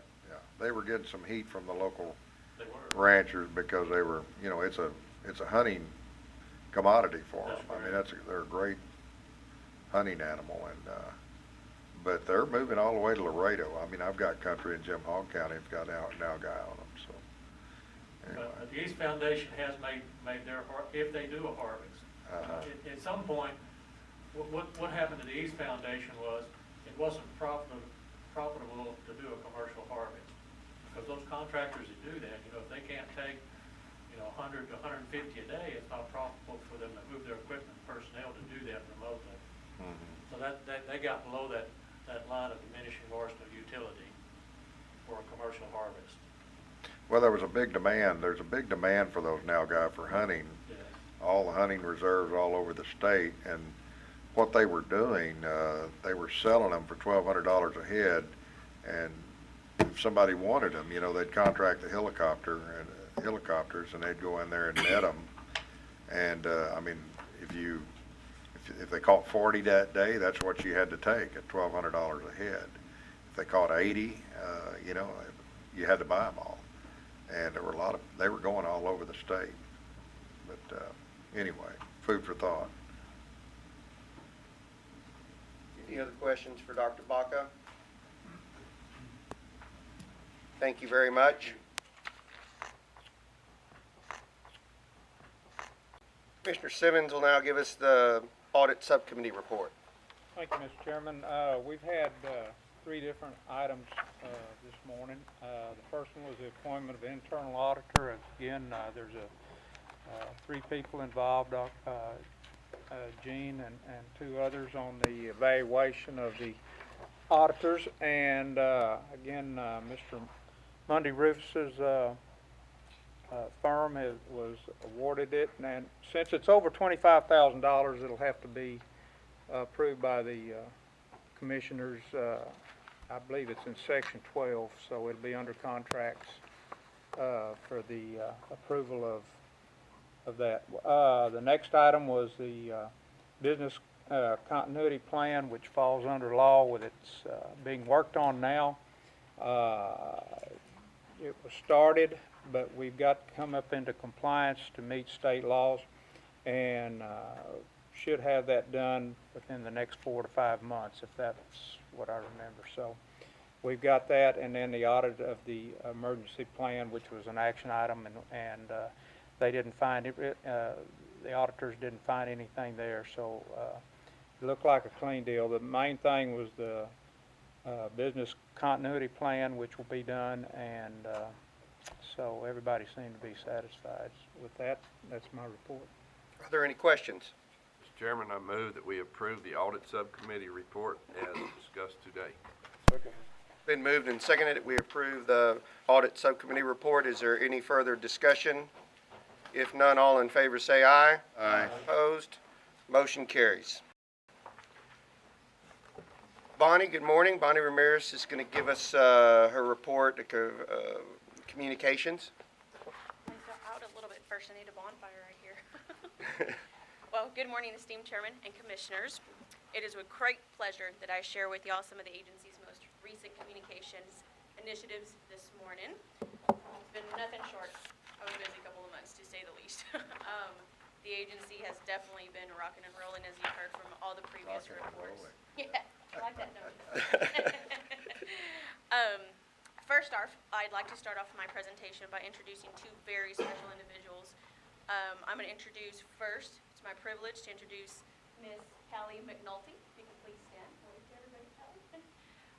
Ms. Callie McNulty is actually our communications specialist. She's a recent graduate of Texas A&M in College Station. She comes to us with an agriculture, communications, and journalism degree. She started with us June 1st. Just some tidbits about Callie real quick. She interned with FFA and with Congressman Kevin Brady out of Houston. So that's Ms. Callie McNulty. And then Mr. Thomas Swafford. You've seen him with the camera probably walking out and about. Thomas is our communications and emergency management program specialist. So he has the privilege of being shared among departments. But Thomas actually comes to us from KI, which is right next door, down the road for us. He's worked in several large media markets, and recently, I'm really excited to say that he's been nominated for 3 Emmys, which is a really prestigious award for broadcast journalism. Last year, he did win an Emmy as well. So between both of them, they've just got an undeniable and unmatched skill set that I'm really excited and fortunate to be able to have to join our team, to join our family. Between their experience, skill set, and passion, no doubt in my mind that bigger and better things are in store. Just can't wait to see the greatness that coupled between all 3 of us will be able to produce and do for you guys. So again, welcome Thomas and Kelly. Now talking about news releases, by far, if y'all look in my part of the commission book, this is the largest set of documents I've ever had in that portion. Kind of apologize for that. It's kind of a little bit of a book. But that's due to all the news releases, announcements, and updates that we have. Vast array. Mostly, predominantly, you will see vesicular stomatitis news releases and weekly updates in there.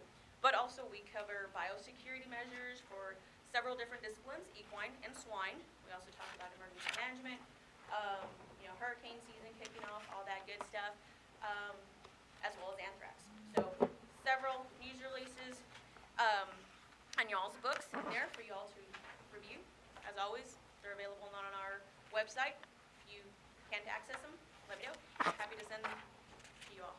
To briefly highlight some of our exhibit participation, Since the last commission meeting, we've participated in a vast array of exhibits representing several stakeholder industry groups, from emergency management to the cattle industry to port convention to exotic wildlife exhibits, as Dr. Cole previously mentioned, and even recently taking up a career fair in Texas A&M.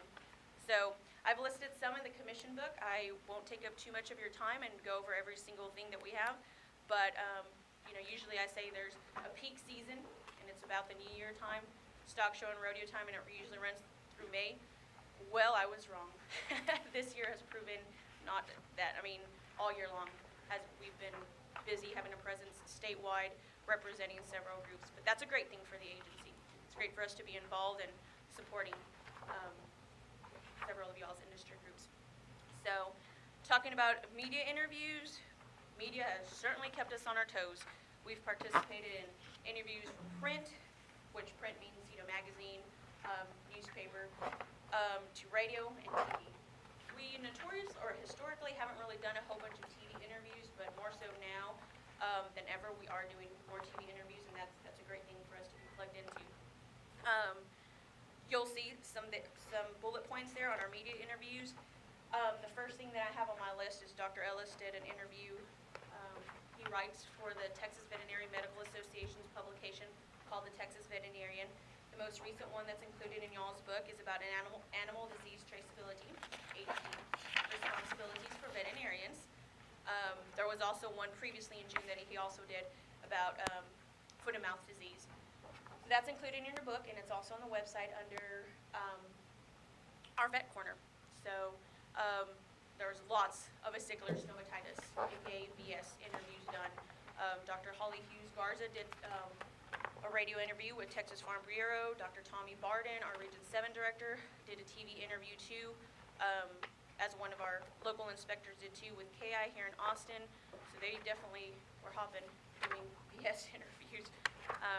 Our horseback emergency response team, we had an exercise in Zapata, and then with Thomas on board, we were able to craft a horse trailer and a horse video.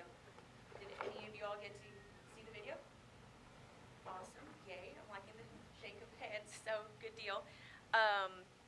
But due to the publicity that we had from those videos on YouTube and from emailing them out, that prompted people to reach out to us, print and TV. Dr. Ellis did one specifically with KI on a special segment called We Are Austin.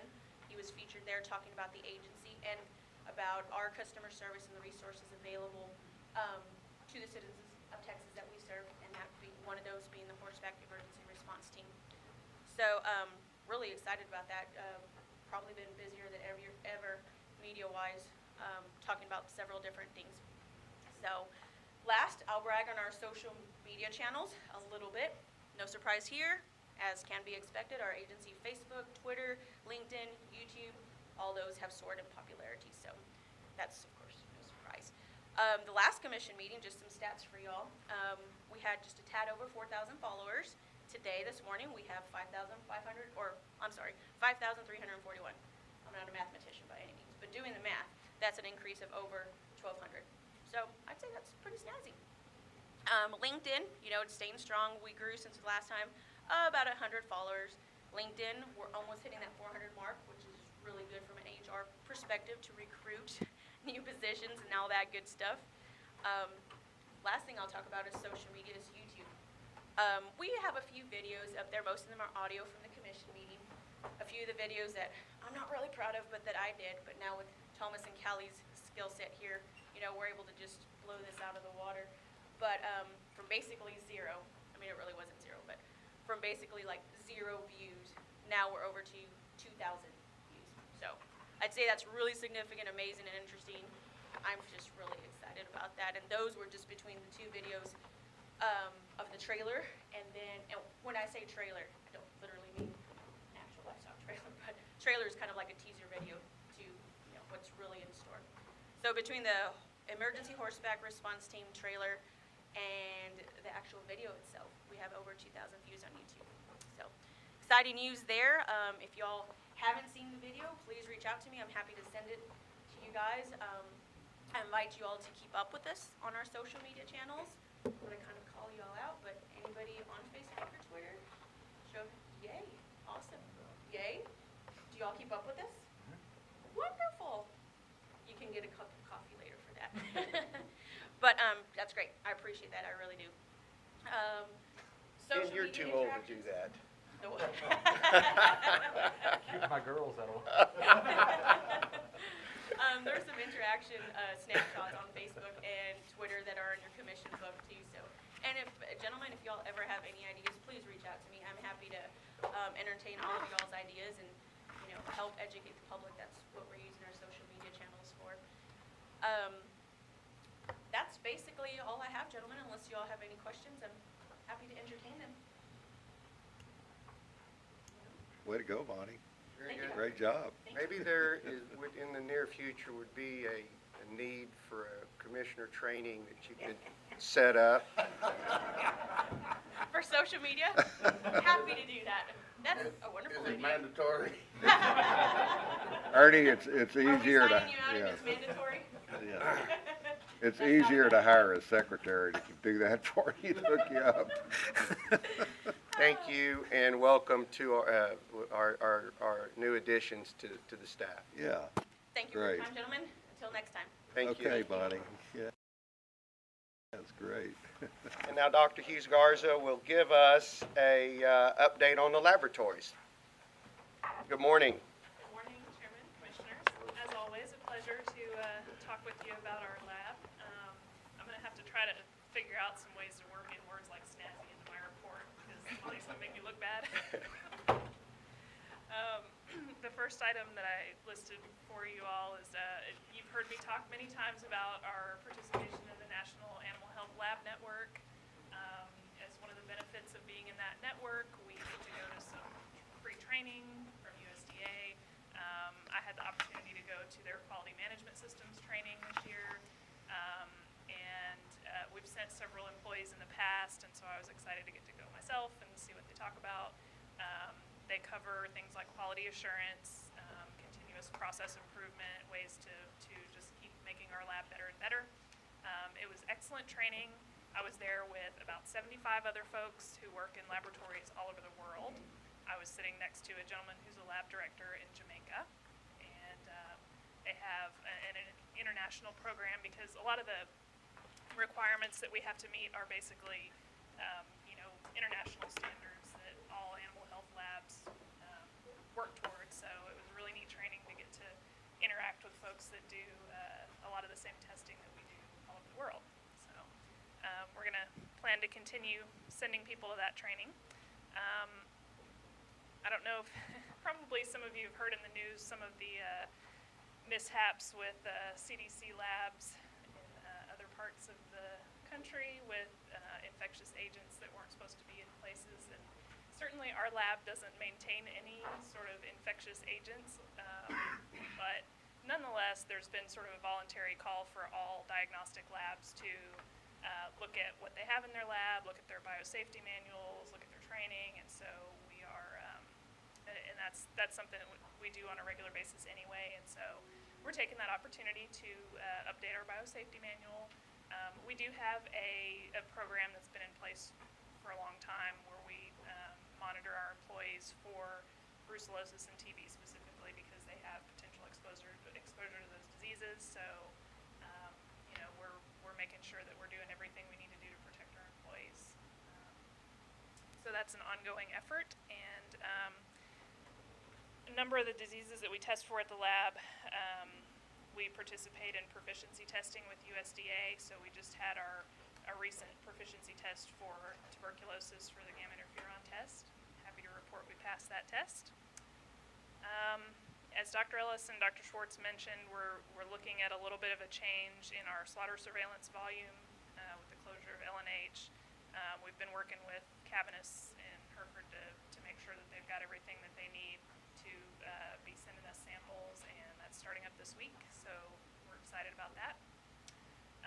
And as everybody else has said, we're still in the process of training some new employees, which we're happy to have some new folks who've come in to replace employees that had retired primarily. And so since the last commission meeting, we've hired another lab technician. Her name is Karen Hampton. We're excited to have her. She's a Charlton graduate. She's enthusiastic and I think a really good addition to our lab. So with that, I'll just say if there's anybody who still hasn't been to the new lab facility and is interested in that, I'm available today after the meeting or any day that you're in town and would like to go see it. Just let me know. Take questions. Are you all working on training, or how's that going in the moving to cabinets, the new plan on collecting the samples and all that? You're basically not transferring people out of San Antonio up there, or whoever's collecting. I guess they contract most of that out. Yeah, the collection part is contracted with USDA, so I mean the lab helps make sure that they have the supplies that they need in the shipping containers, coolers, and all that kind of stuff. But USDA has been working with that plan to make sure that they're trained on the collection. So, and they have a nice electronic system for collecting, sending us IDs and everything. So we'd worked with them in the past, and so I think I'm expecting that to go through. Where is the lab? It's about 5 miles from here, just off of 183 Cameron Road. So if you go toward I-35, the next exit past I-35 is Cameron Road. Can we just drop in anytime? Or? Absolutely. Tremendous improvement over the last one. Yeah. Very, Everything's- very, very nice, very modern. It's a much nicer building. You better get a positive attitude when you walk into that one. That other one, you went, oh crap, you know?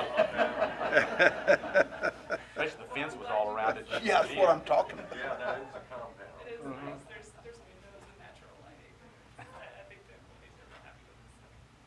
Thank you. Thank you.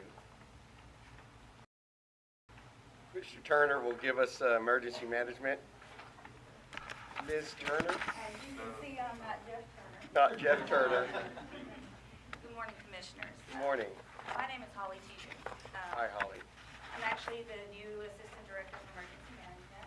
I believe last time y'all met, they were talking about someone being hired, so that was me. Been here about 3.5 months. And just a little bit about myself. I was born and raised in LaGrange, Texas. Came from a horse and cattle background. I went to A&M for 7 years. Got my bachelor's in animal science and my master's in epidemiology. And I'm just absolutely thrilled to be here working at this agency, so thank you. Jeff does regret not being here, but he was sent down to Cameron County this whole week to plan for the efforts. So just give you all a brief update of what we've been doing in emergency management. As far as emergency response plans go, we continue to update numerous plans and policies related to emergency response for both animal disease-related and non-disease-related events. One of the plans is the Animal Response Plan, which is the basis for responding to a non-disease event. It's been submitted to our agency, tribal, and industry response partners for a final review. And then once this final review is completed, this plan will be posted to our website, and then that'll be forwarded to the Texas Division of Emergency Management. And this plan is the basis of many of our emergency management policy and planning documents that are currently under revision. And then we have the Foreign and Emerging Animal Disease Plan, the FEAD plan. This plan outlines the response that TAHC will take during a disease outbreak to control the disease spread throughout the poultry and livestock industry. Numerous vets within TAHC, USDA, and several other states are working with our planners to revise this draft plan. Those are the two main plans we've been working on.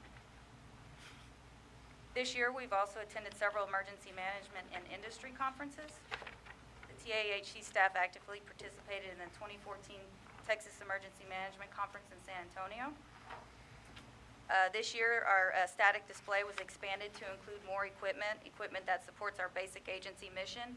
And this year, it also included a display of a small animal expedient shelter as well. Our staff have also participated in the South Texas Hurricane Conference, the Texas Sheep and Goat Raisers Association, and the Texas Deer Association annual conferences. And as a result of these conferences, it's allowed us to set up numerous follow-up meetings with these industry partners and local jurisdictions. And these types of interactions are very beneficial for our agency with our core goal of protecting the health of Texas livestock. Also, as Bonnie mentioned, we conducted a couple of exercises. First of all, the one in June was the emergency management staff conducted the horseback emergency response exercise. That was in Zapata. We were joined by U.S. Customs and Border Patrol, their horseback team members. So as a result of that joint exercise with them, we're strengthening our partnerships with them and also the skills that they provide, and we can share our skills with them, and it expands our response capabilities. And then also in July, us and USDA and TDEM, Texas Division of Emergency Management staff, participated in the 2014 Multi-Agency Animal Resource Coordination exercise. Several states were involved in that, so it was a pretty big exercise. So that was a good experience for us here. Also, in terms of local planning, we're still actively partnering with the TAMU Vet School Rotation Program. The most recent local planning meetings have been in Collin, Tom Green, and Gillespie counties. And through that, we've been able to write help them write several plans and procedures on animal issues during disasters. And then one last thing we wanted to mention was that our own Dr. Ellis was announced as the winner of the 2014 USA Career Excellence Award of the International Association of Emergency Managers. And so this prestigious award will be presented during the 2014 IAEM conference in November. And this is actually the first time a representative of the animal and ag industry has received this award. So we're pretty proud of that. If y'all have any questions, I'll be glad to try to answer them. Congratulations. Thank you. Yeah, congratulations, Dr. Very nice Ellis. job. How, do we have outreach to individual counties? I know there's a lot of counties that are pretty active with emergency response teams and their committees they set up. Do we reach out to them, or do they reach out to us? We do. There's been times, I know in the past where we've had one emergency management staff and it became incredibly difficult to do that then, but we are definitely gearing up that again now. And actually that's going to be one of my main jobs, is to reach out to those local jurisdictions and get their animal issues committee set up first, and then work with them on that, get the right people together in the room, and then work on some plans for disasters. Anything else? Thank you and welcome. Thank you very much. Stephen Luna will talk to us about numbers. Good morning, Stephen. Mr. Chairman, thank y'all. Good morning, Commissioners. Honestly, I mean, we've just started fiscal year 2015, and it's pretty much identical to 2014. There's not been much change. We're still anticipating $8.1 million in general revenue. We're expecting about $2.2 million of federal funds. Of that $8.1 million in general revenue, again, we have capital budget authority, which means we take $150,000 and set it aside specifically for vehicles, and $150,000 and set aside specifically for technology refresh, computers, and keep everything up to date. Also, fee revenue, we estimated we'd receive $722,000 last year, and at the end of the year we had received $702,000, so we're just a hair off. The commission's portion came to $437,000. We anticipate 2015 to be pretty much identical fee revenue-wise also. Also, like Dr. Ellis said, we have currently 150 full-time equivalents, how the state defines an employee. It's FTE. We anticipate approximately 5 more to be added. They're in the process, whether posting or interviewing somewhere along the lines. The thing I wanted to bring up to y'all's attention today was just recently we submitted the legislative appropriation request, or LAR, for 2016 and 2017. The big items that we want to bring forth there is the riders and the exceptional items. There are 6 exceptional items. The first exceptional item was general revenue. So in February 1st, September 1st of 2015, the fee revenue collection statute expires. and that's 161,0601, if I'm not mistaken, and that accounts for 25% of our fee revenue. And so that expires. We are asking the state as an exceptional item to give us, just flat out give us the general revenue, give us the money as general revenue that we can spend as needed. And that comes to approximately $123,000. The second exceptional item is for working with feral swine. We are asking for approximately $300,000 each fiscal year of the biennium. This accounts for 3 inspectors and 1 veterinarian position, and all the travel and everything associated with it, equipment costs and everything. The third exceptional item is border animal health. Again, it's approximately $300,000 per year.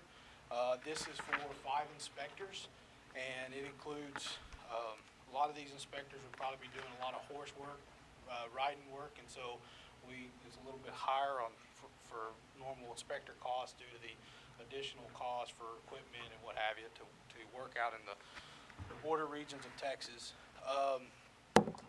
The fourth item was the executive director salary, to bring it more equitable to other veterinarian directors across the state, especially with other state agencies. That was approximately $56,000 per year. The fifth exceptional item was a digital records management and archival system. We estimate this system to be approximately $275,000 for the first year, and probably $60,000 or so each additional year to maintain the software and all that type of stuff. And this is to, y'all can ask us, I don't know all the details regarding what this will do, but we'll be glad to answer what this system will do. But it's to help us be able to retrieve data, have it stored electronically, more accurately retrieve it. And the last exceptional item is I'm biased on this one. This one is for financial services. The state is updating its computer system for maintaining the finances. And it's the CAPS Project 1. This does include 1 full-time equivalent and accountant position to help alleviate the workload. And it's approximately $41,000 per year. The total exceptional items that we're asking for the first year is approximately $1 million, and the second million, about $860,000 for the second year. And that's the total cost. We are also asking, as I mentioned earlier, some of the fees, approximately 25% of our fees expire at the end of this current fiscal year. We are asking, the fees that don't expire are health certificates and fowl registration. And that approximates about 75% of the fee revenue. We are asking the LBB, the legislature, the comptroller to permit us to keep all that money, and we estimate it to be approximately $512,000. And then we are also asking, if they don't grant the general revenue for $123,000, we do have some contingency riders saying, if the legislator will pass a contingency rider permitting us to continue keeping lab fees and other fees that we have, herd status fees, please let us do so. So those are the current financial situation for the agency. Do y'all have any questions for me?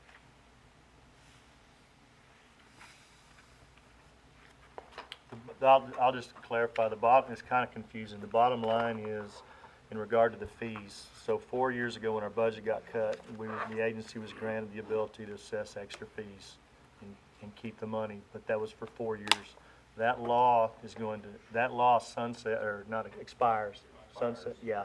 So, and this actually came up in the LBB discussion the other day. They asked me my personal preference, and I said, I don't have a preference. It's not appropriate for me to even say. So there either has to be another law passed renewing our fee authority for this 25%, or offset it with general revenue, just add to our budget, or we take about a 5% budget cut.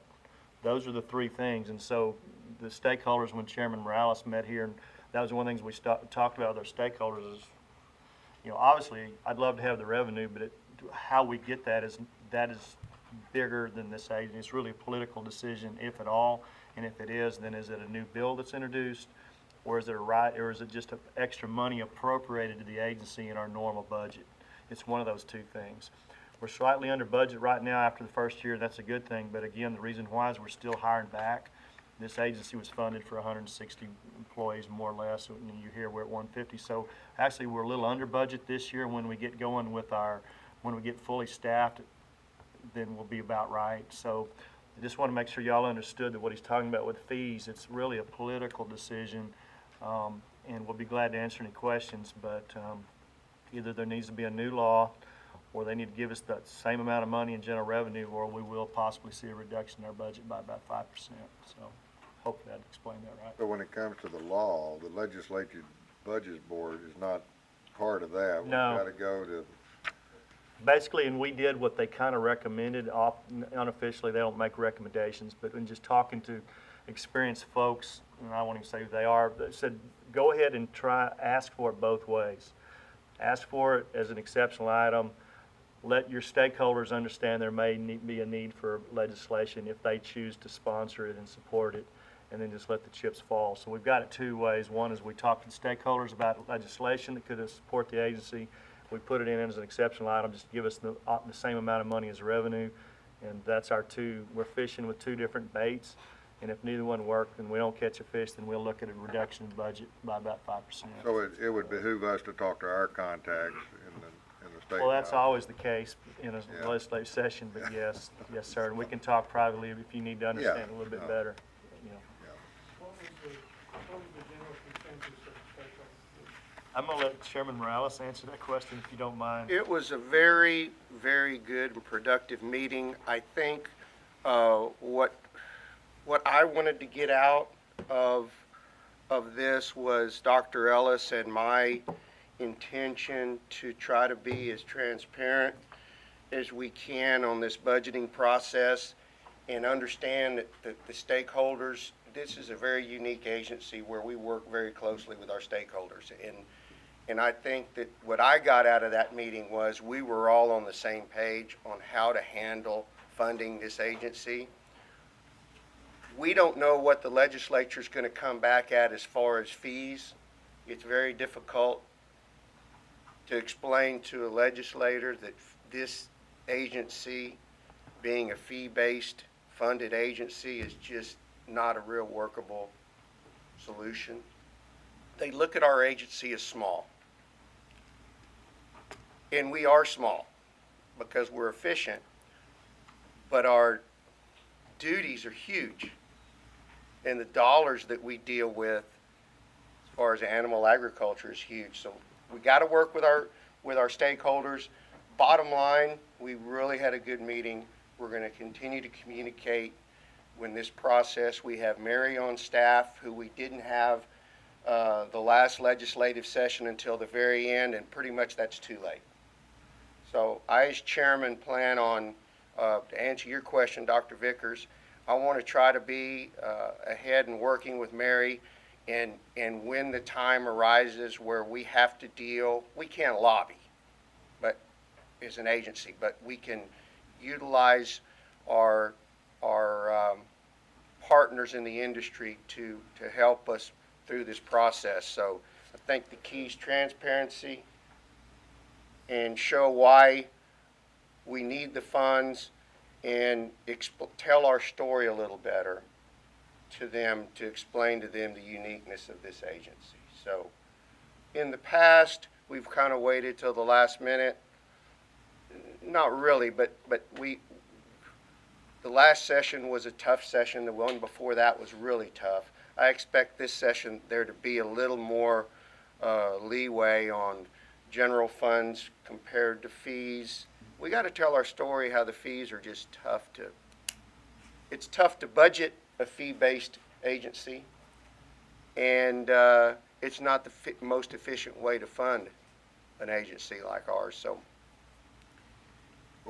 that's my job to help be the facilitator, and when I need help, I think we all need to be on the same page and then that's when we'll let you know what you can do to help. We actually, really ought to have a surplus. I mean, available. I mean, we've already talked about two issues, this nalgai thing with the fever tick. I mean, these animals roam a long way. Yeah. They don't just hang out in one county. That could be a big pressing issue coming up, and then the county testing for pyroplasmosis as well. So, you know, we may run into a situation where we may need to hire more of these inspectors, especially if we go to a situation talking about the hunting and checking these animals before they leave a property during hunting season. Well, There's a lot, I mean, Hibbler Taxidermy, you can go walk in that place in Kingsville, and they've got 100 nalgai hanging in the cooler any given day. I mean, that's, this thing could turn into a big deal, I don't know. and that story needs to be told, but we've got to be careful. We have to understand the makeup of the legislature is completely different than it was 30, 40 years ago. We've got very few rural members. Yeah. And so we just have to be smart, and that's why we have to depend on our industry partners on this and tell our story. So I promise I'll stay on top of it, and we've got a lot of work to do. But the atmosphere, I think, is right this year for us to maybe get some long-term stuff fixed that we need to get fixed. Any other questions for Stephen? Not, can I have a motion? Mr. Chairman, I move that we approve the administration budget status report as discussed today. Second. Been moved and seconded that we approve the administration budget status report. Is there any further discussion? None, all in favor say aye. Aye. Opposed? Motion carries. Motion carries. Stephen, thank you. Larissa, good morning. Good morning, Commissioners. Morning. Before we talk about the purchases, I'd like to take just one moment to introduce our newest IT Director, Information Technology Director. Beck Kravchuk is standing in the back of the room. Wave at her. We're happy to have her. She came here from Pennsylvania, I believe, recently. And her last position, IT position, was at J.P. Morgan Chase. This is her first venture into state government, so we're looking forward to having her with us. Welcome. I'd like to now bring before you the contracts, purchases, and leases greater than $5,000 but less than $25,000 that have occurred since our last commission meeting. These are brought to your review for your review only. There's no action needed on these items. Beginning on page 5 are the contracts, leases, and purchases that exceed $25,000, for which we're asking for your review, consideration, and possible approval this morning. I'll be happy to answer any questions you have on these. The state audit, are they required to fulfill a certain amount of hours to justify this number? I'm just curious. You mean for the state auditor's contract? Right. No, I mean, we should do at least 2 audits a year. We've been doing before with about 2 to 3 follow-up audits where they've gone back and reviewed findings like they did this time regarding the emergency management stuff. So historically, I mean, prior to this, we had somebody hired, $63,000 a year is what we paid for one guy on staff. So, and, Yeah. are you asking why it's $45,000? No, just, Wondering how long it took you to do it. yeah, and it's a Took all round year. number. Took all year. Well, Gene's right that there's some new audits and then there's reviews of old audits. And what I would say is they work very closely with us. Even though they're auditing us, they sit down with Gene and with me and others and talk about how things are going. They actually ask us if we have areas that we think should be audited, as well as then they do it externally. They make decisions, so it's a very good relationship. But they spend all year on this. Y'all know every time you come to commission meeting, there's one or two there, but I'm not sure there's an hourly amount. I was just curious. I have no problem with that bunch. Oh, there's not, Huh? they bid when they give us the. Yeah, they went through that's what y'all just voted on. There were 3 bids, and they got selected. Yeah. Great. Yeah, I just saw that. Thanks. Thought we just cut him a check. Are there any other questions? This portable hydraulic, is this a portable hydraulic bison? I mean, that could probably be used in every operation. That's the first place it's going to be used. We'll bring it back into Central Texas. It'll be available for the entire agency to use as needed. Yeah, those are really good pieces of equipment. Absolutely. Mr. Chairman, I move that we approve the contracts and purchases request as discussed today. It's been moved and seconded that we approve the contracts and purchases request. Is there any, has it been seconded? Yes. Seconded. Is there any discussion? If none, all in favor say aye. Aye. Aye. Opposed? Motion carries. Thank you. And now it's turned over to Gene for the next several items. All right, well, of course, my first item up is my departmental report, which is only the second time I've done it. But I will say, as you look at some of the numbers, I do think it says something that y'all should be proud about, in that we have 2 investigators, Bob and Clint. Clint's who's new to it. Since May 1 through August 1, they did 52 investigations amongst them. I mean, and they do so much for the agency. And literally, just the size of this state alone is just an impressive task at hand. I mean, they both just came back from South Texas. They have worked together extremely well together, as well as independently and stuff. You know, over that time frame, we got from our region 79 compliance requests. We will also get complaints from other folks regarding a number of things. As I noted, they did 52 investigations, from which we ended up filing on 12 different individuals for things. They were all entry requirements. One trend I will note that was somewhat interesting, as you can see, they were kind of split between coming in without dairy cattle coming in without a TB test and a CVI. That is we found. We'll find those folks that will be coming down the road, bringing them in without having gotten them that know better. But the other one that we hit that we thought was actually an interesting trend, as you can see, there was one gentleman who paid $5,690, and that is because we have export pins to go to Mexico. We get a significant amount of horse traffic from out of state that go down to these facilities. Now, I will just tell you, typically, if they're going to go down there, they need to have federal documents from the state of destination, the state of origin, that go down there, and they need to go down there. However, fairly typical, they bring them into Texas, they resort them, they bring them in, in which case they need to have a Coggins test for each horse and a health certificate.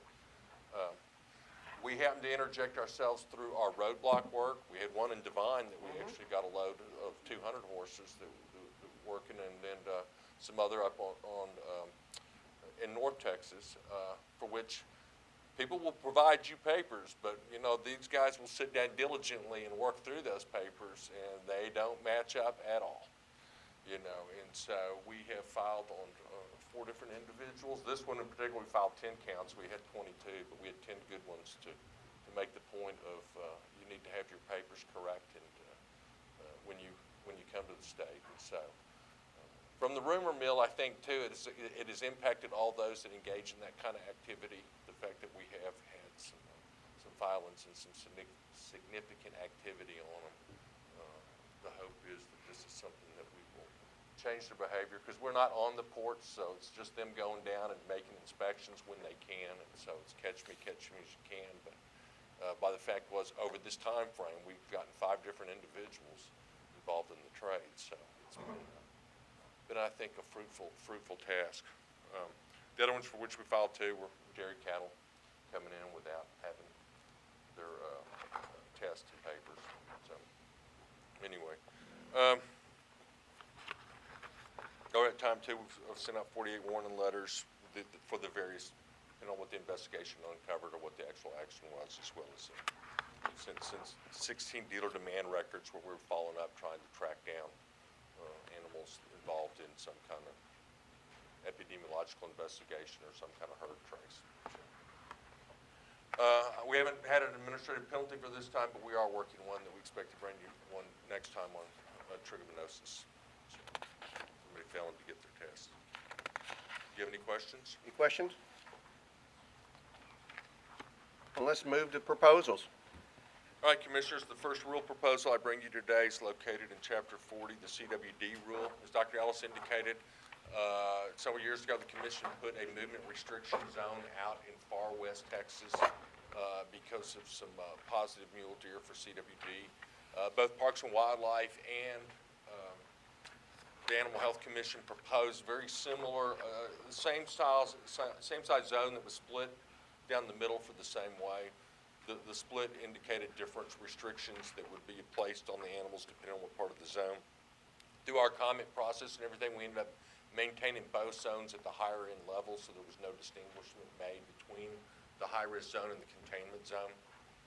Parks has a similar thing, but they do make a distinction between their two zones in order just to create provide greater clarity and reduce any confusion and stuff.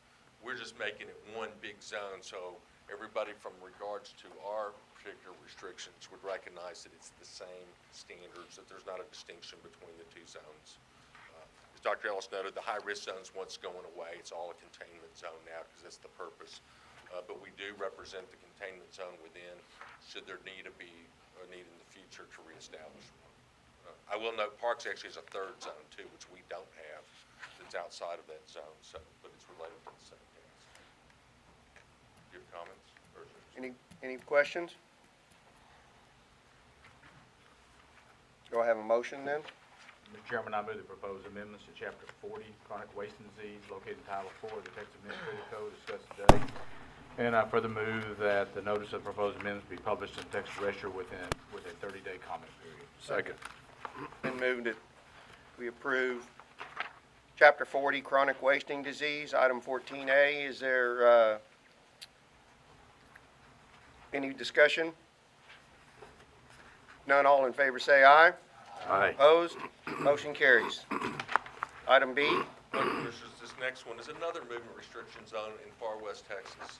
This one, though, is for tuberculosis. This one has been one that's been long established regarding, as Dr. Ellis indicated, because of the bovine tuberculosis persistence that had been out there regarding the dairies. And so, based on that, 10 years ago, the Commission actually put in place a restriction zone that has been since been reevaluated through the study of Dr. Schwartz. And with that, we bring forward a proposal to make changes to it to reflect the study, whereas the high risk, the movement restriction zones being modified to represent catered along the actual Rio Grande River and stuff, as well as to remove test requirements that had been in place previous to that and hook them to the fact that if they're, tie them to an epidemiological assessment, if there was a determination there was a risk or exposure infection of TB in that area, that at that time testing would commence. But until then, there's not any test requirements coming upon those within that zone. This is what Dr. Ellis and Dr. Schwartz went over with us. Any questions? Mr. Chairman, I move that we propose the amendments to Chapter 43, tuberculosis, located in Title 4 of the Texas Administrative Code as discussed today. I further move that notice of the proposed amendments be published in the Texas Register with a 30-day comment period. Been moved and seconded that we approve item 14B, Chapter 43, tuberculosis. I had a request for comment, but Darren, are you good? Fantastic. I don't think so. I think we're good, especially being that it's just simply a proposal, and then we'll wait for comments, and then if we need your input, we'll, okay? Thank you. Any other discussion? If none, all in favor say aye. Aye. Opposed? Motion carries. Item C. This next chapter I bring is Chapter 49, equine. This is related to pyroplasmosis. This is something that came out of the equine work group in talking about the pyroplasmosis problem. This rule is focused on, we currently have a requirement that racetrack facilities, that is, that are actually licensed or authorized through the Racing Commission. They do have a requirement that pyroplasmosis test be performed prior to entry.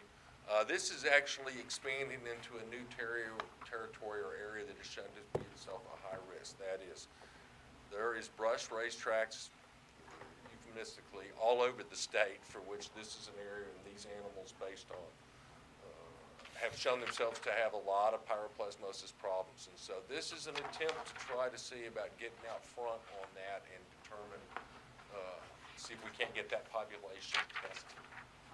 It is an enormous task based on the large number of these, and they tend to want to be below the radar. So there is still quite a task ahead on it. And so this proposal, though, is trying to get something up and out, at least to indicate an intent or desire to try to get these animals tested. So. Probably a lot of those horses learned how to swim in their training process. You know what? It's been known that some have disappeared when they recognize that they're being restricted and they fly, so, like Pegasus. Some have come back. Any other questions? Mr. Chairman, I move the proposed amendments, Chapter 49, equine, located in Title 4 of the Texas Administrative Code as discussed today. I further move that the notice of proposed amendment be published in the Texas Register with a 30-day comment period. Second. It's been moved and seconded that we approve item 14C, Chapter 49 equine. Any further discussion? If none, all in favor say aye. Aye. Opposed? Motion carries. Item D. All right, Commissioners, this next one's our entry requirements, Chapter 51. This is specifically just pointing our swine entry requirements into conformance with the federal interstate requirements for animal identification. So these were changes just to bring them in by recognizing the various kinds of identifications that would be used within the swine industry.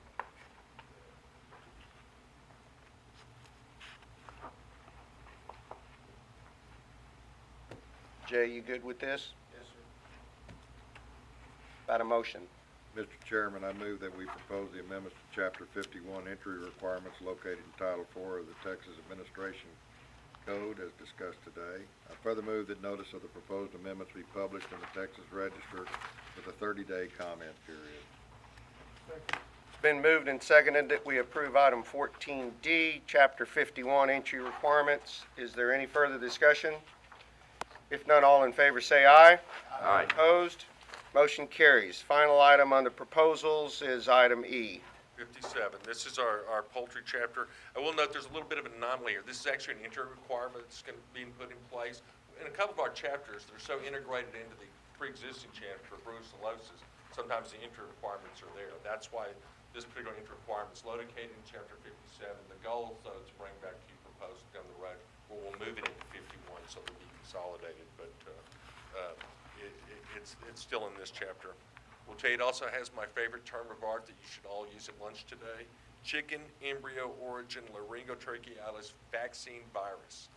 It's quite a mouthful that I had to sit down so I fully understand, but as Dr. Ellis indicated, Dr. Schwartz, you know, this kind of vaccine will infect other birds, and so from that you get an infection that was not being disclosed to us by veterinarians that would send birds in the state. So this is an attempt to put them on notice that our expectation is you need to be telling us so that we know, because if not, the receiving end, the Texas producer that gets these birds now finds himself incubating a problem he didn't know existed because it was of that origin or nature. So, any questions? You okay, Ralph? Yes? Okay. Mr. Chairman, I move that we propose the amendment to Chapter 57, poultry, located in Title 4 of the Texas Administrative Code as discussed today. I further move that notice of the proposed amendment be published in the Texas Register with a 30-day comment period. Second.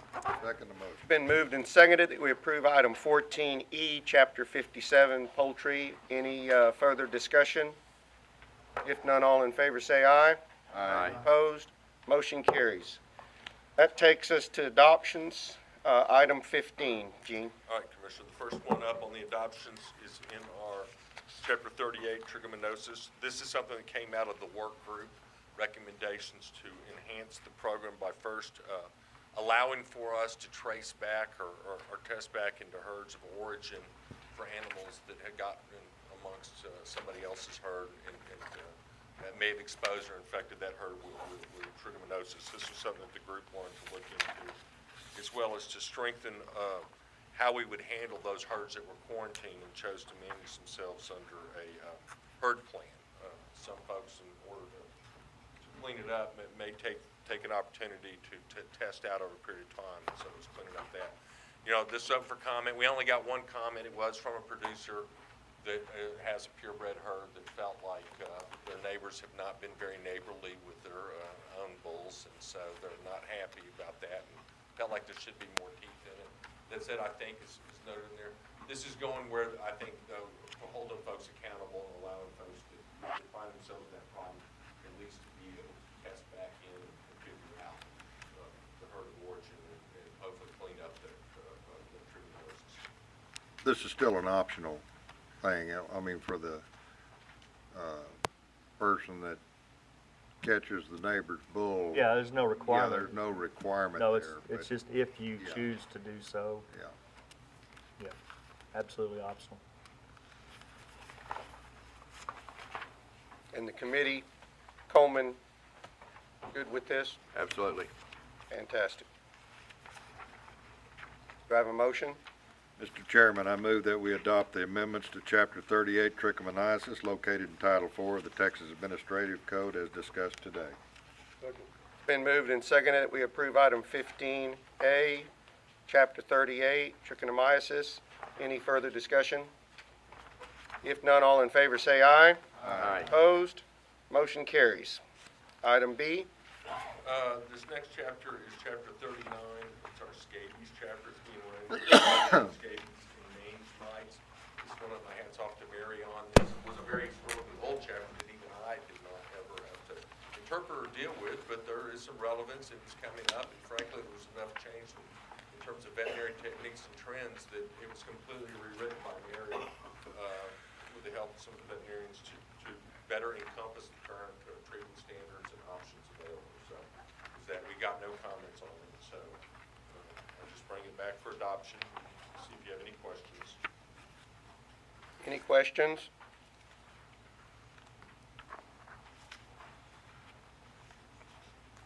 Mr. Chairman, I move that we adopt a new Chapter 39 scabies and mange mites located in Title IV of the Texas Administrative Code and repeal the existing Chapter 39 scabies as discussed today. Second. Been moved and seconded. We approve item 15D, Chapter 39, scabies and mange mites. Any further discussion? None, all in favor say aye. Aye. Opposed? Motion carries. The next chapter I bring to you for adoption is chapter 45. This is our duty to report chapter. This is where reportable diseases are. This was a chapter where we proposed for the noble swine intricate coronavirus disease, the one that's been very topical around the country, be reported to us. And so that was it. We did not get any comments on this rule. So. Mr. Chairman, I move to adopt amendments chapter 45, reportable disease located in Title IV of the Texas Administrative Code as discussed today. Second. It's been moved and seconded that we approve item 15C, Chapter 45, reportable diseases. Any further discussion? None, all in favor say aye. Aye. Opposed? Motion carries. Our final item under 15 is item D. Yes, and this is our entry requirement chapter once again, and in it there was two things that were proposed, and that was regarding breeding bulls. This is for under our trick requirements. It was modified to allow those that are in either certification programs, as well as we reorganized the various entry requirements to be more efficiently evaluated. We had a number of requirements that we had put in over time, and so we reorganizing them to make them more user-friendly and ready, as well as we had modified our entry requirements. We had originally from Mexico and Canada, but we modified it to recognize any more countries that we sensed in. So the other thing was that we also added was on regard to swine, and that was regarding the coronavirus, so that for non-commercial swine here in the state, other than for immediate slaughter, they have to have on the health certificate that they have not been utilized from the premise known to be affected by the disease, or that they have not been exposed to the disease within the last 30 days.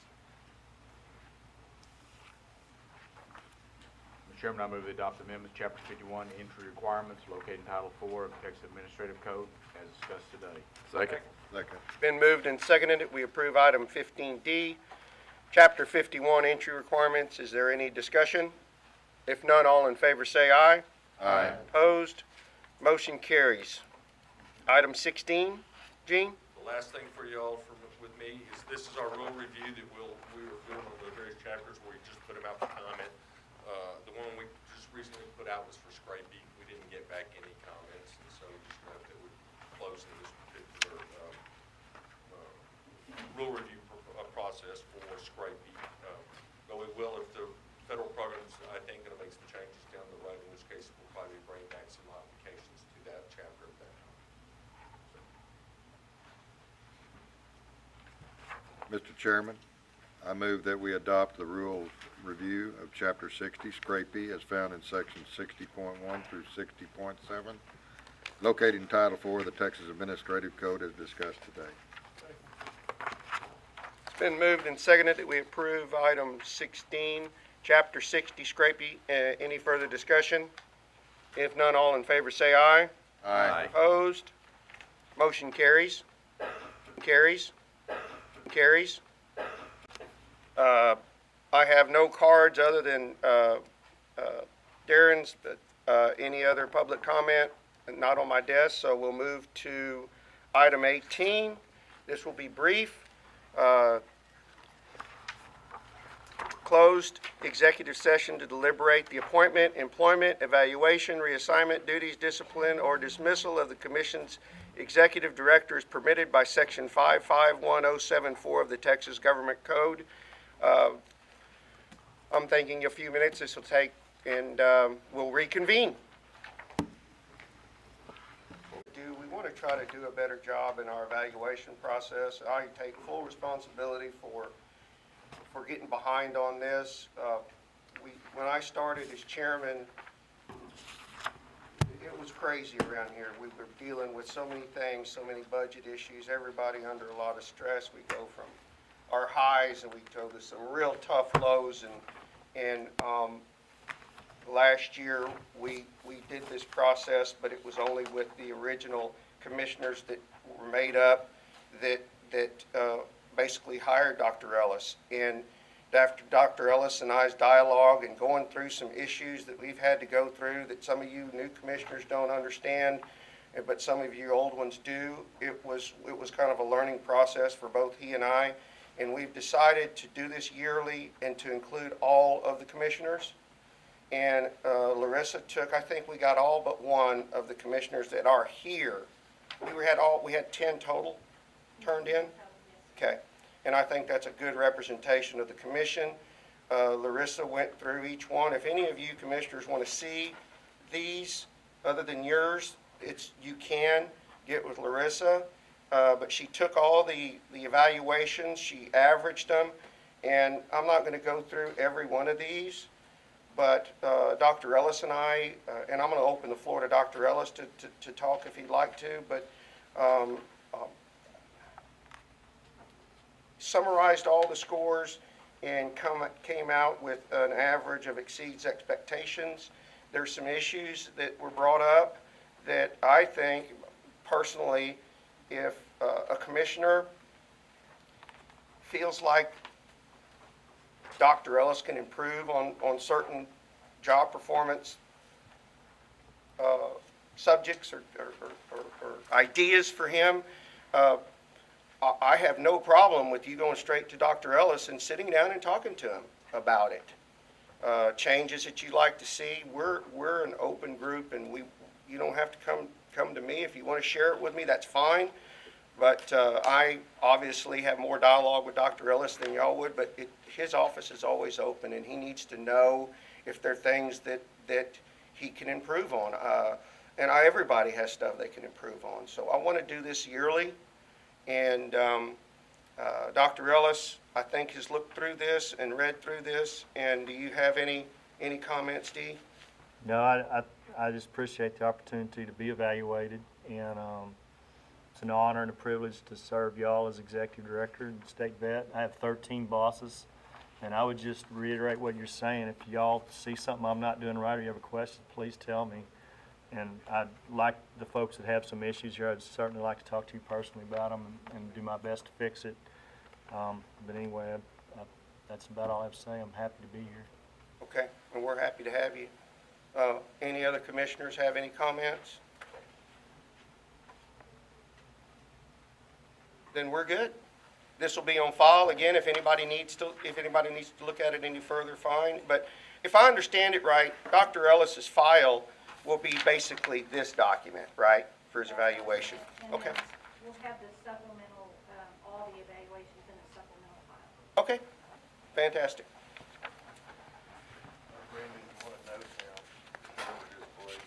I don't know. I'm gonna call him. He hadn't been here. Not sure what's going on. Okay, ladies and gentlemen, we're back in session. We went into closed session to simply discuss the yearly evaluation, and we're finished with that. There was no action that needed to be taken. So with that, we have reconvened, and we are at the point now to set the date for our next commission meeting. So we've got a busy quarter coming up with conventions and USAHA. So are we looking at Dr. Ellis, in your opinion, are we looking at a meeting by the end of this year? Can we go to January? It's your call. I mean, I would recommend if we did go into the next year, do it in January sometime. That's been the pattern the last 2 or 3 years. Certainly y'all's call how quickly you want to meet again. But when is NCBA? It's in February. It's the first week in February. Okay. And it's in San Antonio. Fantastic. Yes, Okay. it is in San Antonio. And before I forget, if anyone has questions about USHA, wants to go, doesn't want to go, please talk to Amanda about it. And also, please let us know if you want your preview books mailed, the entire book, in addition to email, and we'll accommodate y'all's wishes either way on that. But I would say it's your call, Chairman. Okay. Either December, January would be my recommendation. Okay. Well, we'll talk and throw some January dates out there and put Okay. that around the commissioners. And when do you need to know, Amanda, on USAHA, who needs to register and who doesn't?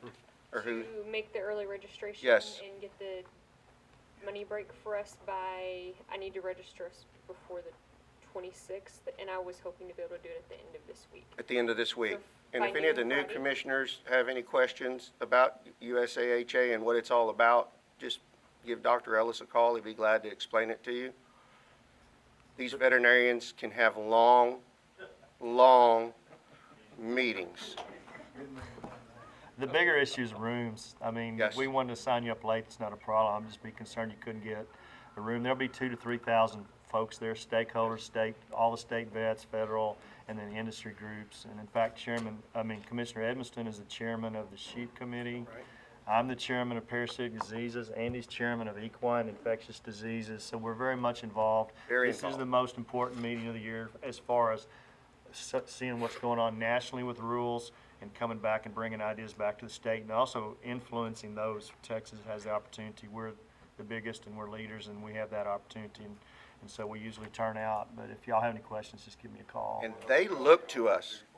It's that Sheraton, it's where the meeting's at. It's the Sheraton something Plaza or something like that. Sheraton Plaza. We might have one spare room rat hole right now, but if anybody wants to go, please talk to Amanda, if not today, this week. That's all I'd recommend. They actually look to us. A lot of these veterinarians and state veterinarians around the United States have no clue what a border state is and does and deals with.